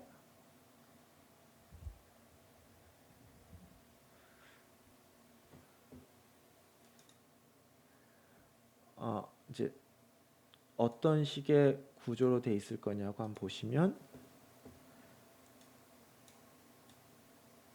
중간에서 이 어떤 텐서들을 옆으로 계속 빼는 거죠. 텐서들 이렇게 빼는 거죠. 텐서들을 이렇게 빼서 모으는 거로 돼 있고요. 프리프로세싱이 끝난 다음에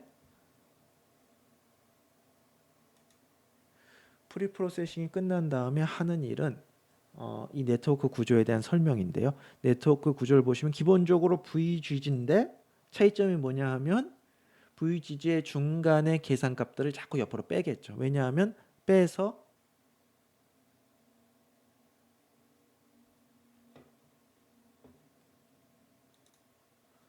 그래서 이제 그 VGG에서 중간중간에 이 텐서들을 빼내는 코드들이 추가돼 있겠죠. 그래서 뭐 말씀드린 대로 이 코드를 보면 그냥 뭐 대강 보면 뭐 슬림 리피트인데 뭘 리피트하면 콤보 2D 리피트한다. 뭐 콤보 2B 콤보 이게 VGG에 계속 반복이 되는구나. VGG 코드를 썼구나라고 보시면 되고, 보시면 이제 맥스 풀링 뭐 그러니까 그냥 컨볼루션 뉴럴 네트워크 코드를 길게 썼구나라고 생각하시면 되는데요. 자, 조금 더 중간중간에 보시면 자, 이게 이제 블럭 1부터 7인데 그러니까 들어가서 근데 보시면 중간중간에 결과들을 지금 저장을 하는 거죠. 딕셔너리 이용해서. 그러니까 이거는 이제 VGG의 코드를 거의 그대로 쓴다고 생각하시면 되는데, 차이가 뭐냐 하면 아까 SSD 전체 그림에서 보듯이 저 값들을 모아서 딴 데서 쓸 생각이 있기 때문에 지금 값들을 빼놓는다 라고 생각하시면 되겠습니다. 뒤에서 이제 어떻게 쓸지가 이제 이슈가 되겠죠. 중간중간에 값들을 빼놓는다. 근데 이제 8 같은 경우를 보시면 이것도 빼놓는 건 똑같은데 차이점이 뭐 커스텀 레이어 뭐 패드 2D 뭐 이런 코드가 들어가는 거죠. 그래서 뭔가 커스텀 이건 뭐냐 근데요. 뭐 대단한 건 아니고, 이게 뭐 패딩을 할 때 왼쪽에 할지 오른쪽에 할지 이런 건 좀 열려 있는 문제인 거죠. 그래서 카페랑 뭐 텐서플로어랑 패딩하는 방식이나 뭐 이게 라이브러리만 조금씩 달라요. 그래서 뭐 A에서 했던 걸 B에서 쓰려면 이런 조정이 필요한다든지 그런 거고요. 만약에 여러분이 하나 뭐 텐서플로어에서 텐서플로어에 했다든지 파이토치에서 파이토치에 썼다, 그러면 이런 거를 하실 이유는 없고요. 뭐 딴 데서 한 걸 가져다 쓸 경우 이런 귀찮은 일이 발생할 수도 있죠. 그래서 이 커스텀 레이어, 패드 2D 이런 거 같은 경우에 대해서는 뭐 너무 진지하게 생각하실 필요는 없고, 얘는 트레이닝한 거를 딴 데서 트레이닝한 걸 갖고 오느라고 이런 귀찮은 일이 발생했구나 라고 생각하시면 되겠습니다. 그래서 뭐 이제 그래서 계속 좀 밑에서부터 좀 보고 있습니다. 여기서도 보면 뭐 패드 2D가 있는데요. 자, 여기 보시면 쭉 올라가는 부분이 있고 옆으로 빠지는 부분이 보이시죠? 계속 데이터들을 중간에 나온 텐서들을 지금 옆으로 계속 저장하고 있는 거죠. 그걸 뒤에 이제 모아서 쓰겠죠. 계속 VGG를 쌓아 올리고 있는데 중간에 계산값들을 옆으로 빼고 있다. 레이어 10에서도 보시면 계속 올라가고 있죠. 좀 이쪽으로 옆으로 빼고 있죠. 블럭 11에서는 이제 끝이네요. 끝에서 이렇게 되는 거죠. 지금까지 뭘 말씀을 드린 거냐 하면 여기서 요 박스로 되어 있는 이 큰 부분이 VGG인데 중간에 있는 값들을 계속 옆으로 빼고 있는 거죠. 마지막은 그냥 하나만 빼면 되죠. 끝이니까요. 그 부분을 말씀드린 거고요.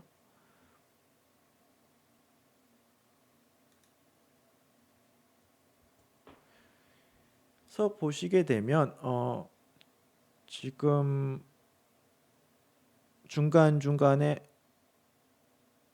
잠시만요. 네. 그렇게 한 다음에 자, 그래서 지금 중간중간에 다 뺐다고 말씀을 드렸죠. 그 중간중간에 다 뺀 거를 갖고서요.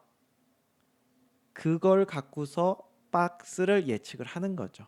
박스를 어떻게 예측하느냐? 그러니까 SSD나 욜로도 똑같고요. 기본적으로 박스는 몇 개 있을지 모르잖아요.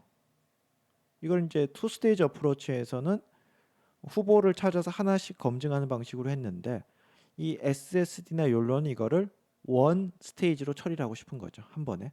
그러려면 유일한 방법이 제가 생각하기에 지금까지 나온 방법 중 유일한 방법이 박스를 엄청 많이 내보내는 거죠. 무슨 말인가 하면 지금 같은 경우는 피처맵의 위스 화이트가 38 곱하기 38이라면 각 사이트별로 38의 제곱개의 사이트가 나를 중심으로 하는 박스는 이래요 하고 다 38의 제곱개만큼 박스를 예측을 하는 거죠.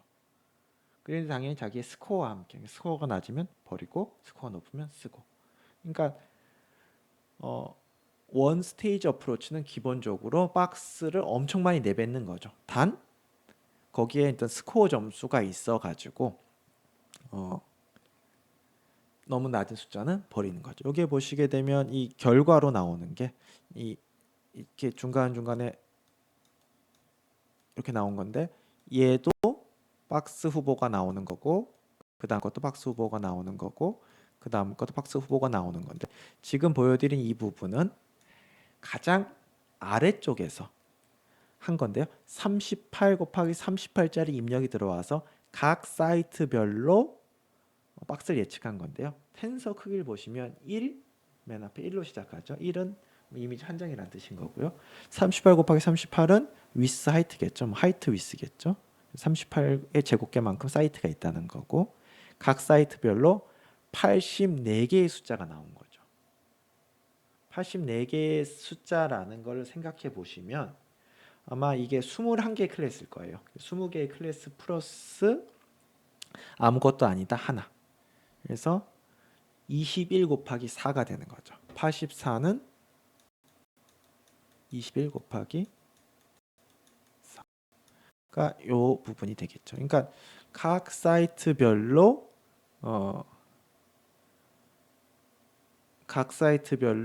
나는 박스가 이렇게 생겼다고 생각합니다라는 거죠. 그러면 왜 4냐? 그러니까 21은 클래스 더하기 한 개니까 21인 건 오케이고 38과 38은 그거의 크기니까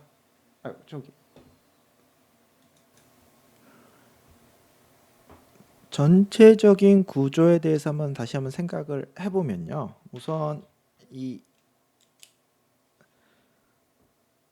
VGG라는 네트워크 구조가 있는 거죠. VGG라는 네트워크 구조가 있고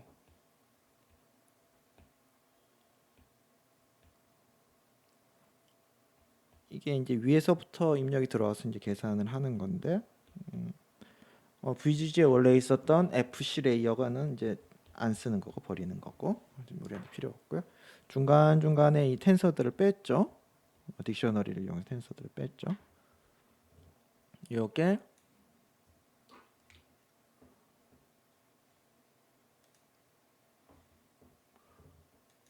요 그림을 제가 좀 다른 식으로 표현한 거죠. 그리고 빼가지고 여기서 우리가 받게 될 결론은 명확한데요. 뭐냐면 여기서 박스들이 나와야 되겠죠. 박스들이 나와야 되는데 그럼 박스가 몇 개가 나오느냐? 만약 여기서 뺀 게 크기가 n 곱하기 n이었다. 그럼 박스의 개수는 n 제곱에 비례해서 나오는 거죠.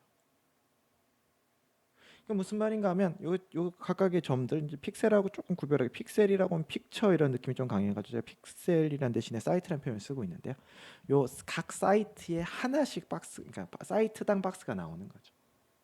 그 다음에 그거와 함께 나가 클래스가 뭔지도 얘기해야 되겠죠. 클래스가 뭔지도. 그래가지고 내가 클래스가 지금 21개죠.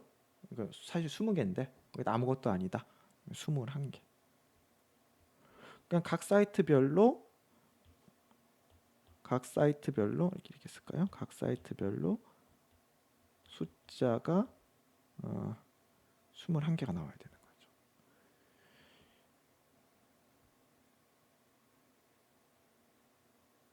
그러면 왜 아까 84였냐라고 질문하실 수 있는데요.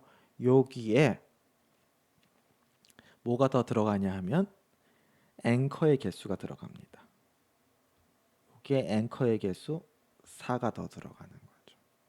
여기서 뭐 앵커가 뭐냐라는 질문 하실 수 있는데 그건 이제 제가 이제 말씀을 드릴 거고 이 SSD에서 이제 제가 알기로는 SSD에서 처음으로 등장한 것 같은데 앵커가 이제 굉장히 중요한 개념이죠. 이 앵커에 대해서 이제 말씀드릴 게 4가 되는 거고요. 요 그림에서 위에를 보시면 클래시파이어 이 부분입니다. 여기를 보시면 3 곱하기 3 곱하기 4 곱하기 뭐 이런 숫자가 보이죠? 여기서 보시면 여기 이제 어떤 필터의 그걸 얘기해 주는 건데요. 3 곱하기 3은 뭐 이제 입력 필터의 이제 크기를 얘기해 주는 거고 컴보 레이어니까요. 컴보 레이어. 뒤에 적힌 저 숫자가 출력이 얼마냐라는 건데요. 4 곱하기 클래스의 개수 더하기 4죠. 요 앞에 나오는 4는 앵커 박스의 수, 클래스의 개수는 21. 그 다음에 더하기 4는 박스. 그래서 앞에 4는 앵커 박스의 개수, 클래시스 저거는 21. 그 다음에 뒤에 4는 박스. 그래서 84 더하기 16이 되는 거죠. 84 더하기 16. 나머지 밑에도 다 마찬가지입니다. 다시 아까로 돌아가서 보시면 이 이제 앵커 박스라는 개념이 처음에는 좀 굉장히 헷갈리는데요. 이게 열로도 그렇고 뭐 계속 나오는 개념이라서 뭐 언젠가는 한 번은 뭐 클리어하게 하고 넘어갈 필요가 있는 거죠. 자, 여기서 보시게 되면요. 38, 38, 4, 21이 있고요. 38, 38, 4, 21이 있고 그 다음에 38, 38, 4, 4가 있죠. 그래서 이름을 보시면 클래스 프리딕션 그 다음에 로케이션 프리딕션 그냥 각 사이트별로 클래스 21개의 숫자 그 다음에 박스 4개의 숫자가 나오는 거고 클래스의 숫자가 너무 낮으면 버리겠죠. 그리고 이게 4개씩 있는 거죠. 4개가 뭐냐 하면 얘는 앞으로 할 설명드릴 숫자인데 앵커죠. 앵커.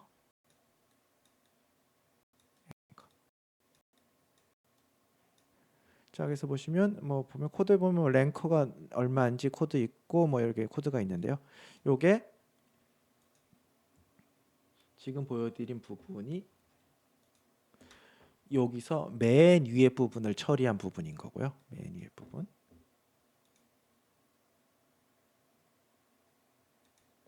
맨 위에 부분을 처리한 부분인 거고 밑에 부분 다 똑같습니다. 차이가 하나 있다면 앵커 개수가 달라요.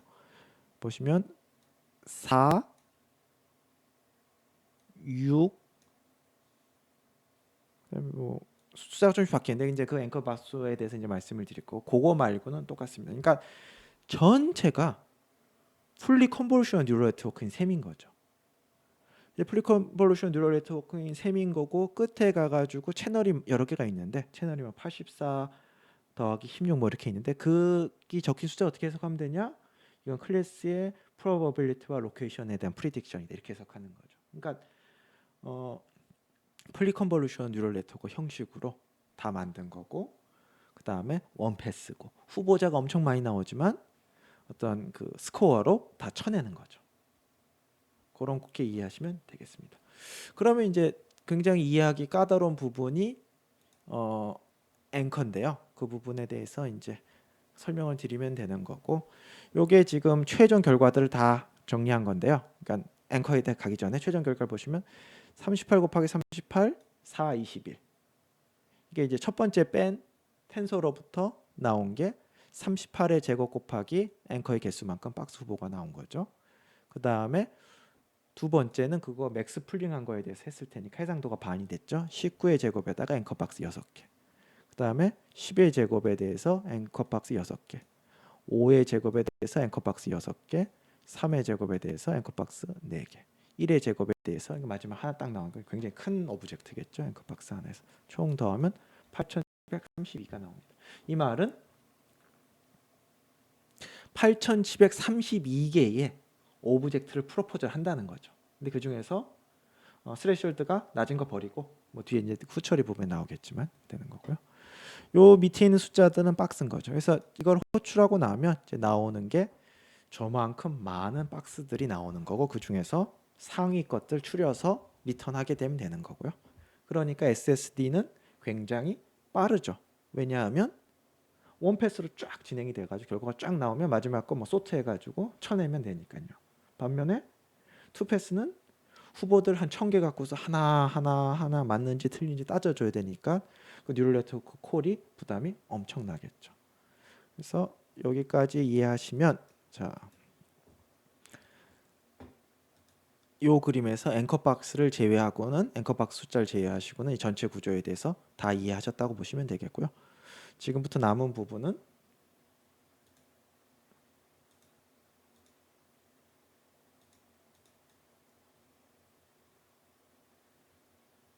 이 SSD 이해하기 위해서 남은 부분은 앵커 박스가 뭔지 그 다음에 8732 숫자는 설명이 됐죠. 이 뒷부분이 뭔지 남맥 서프레션 이 부분이 뭔지만 남게 됐습니다.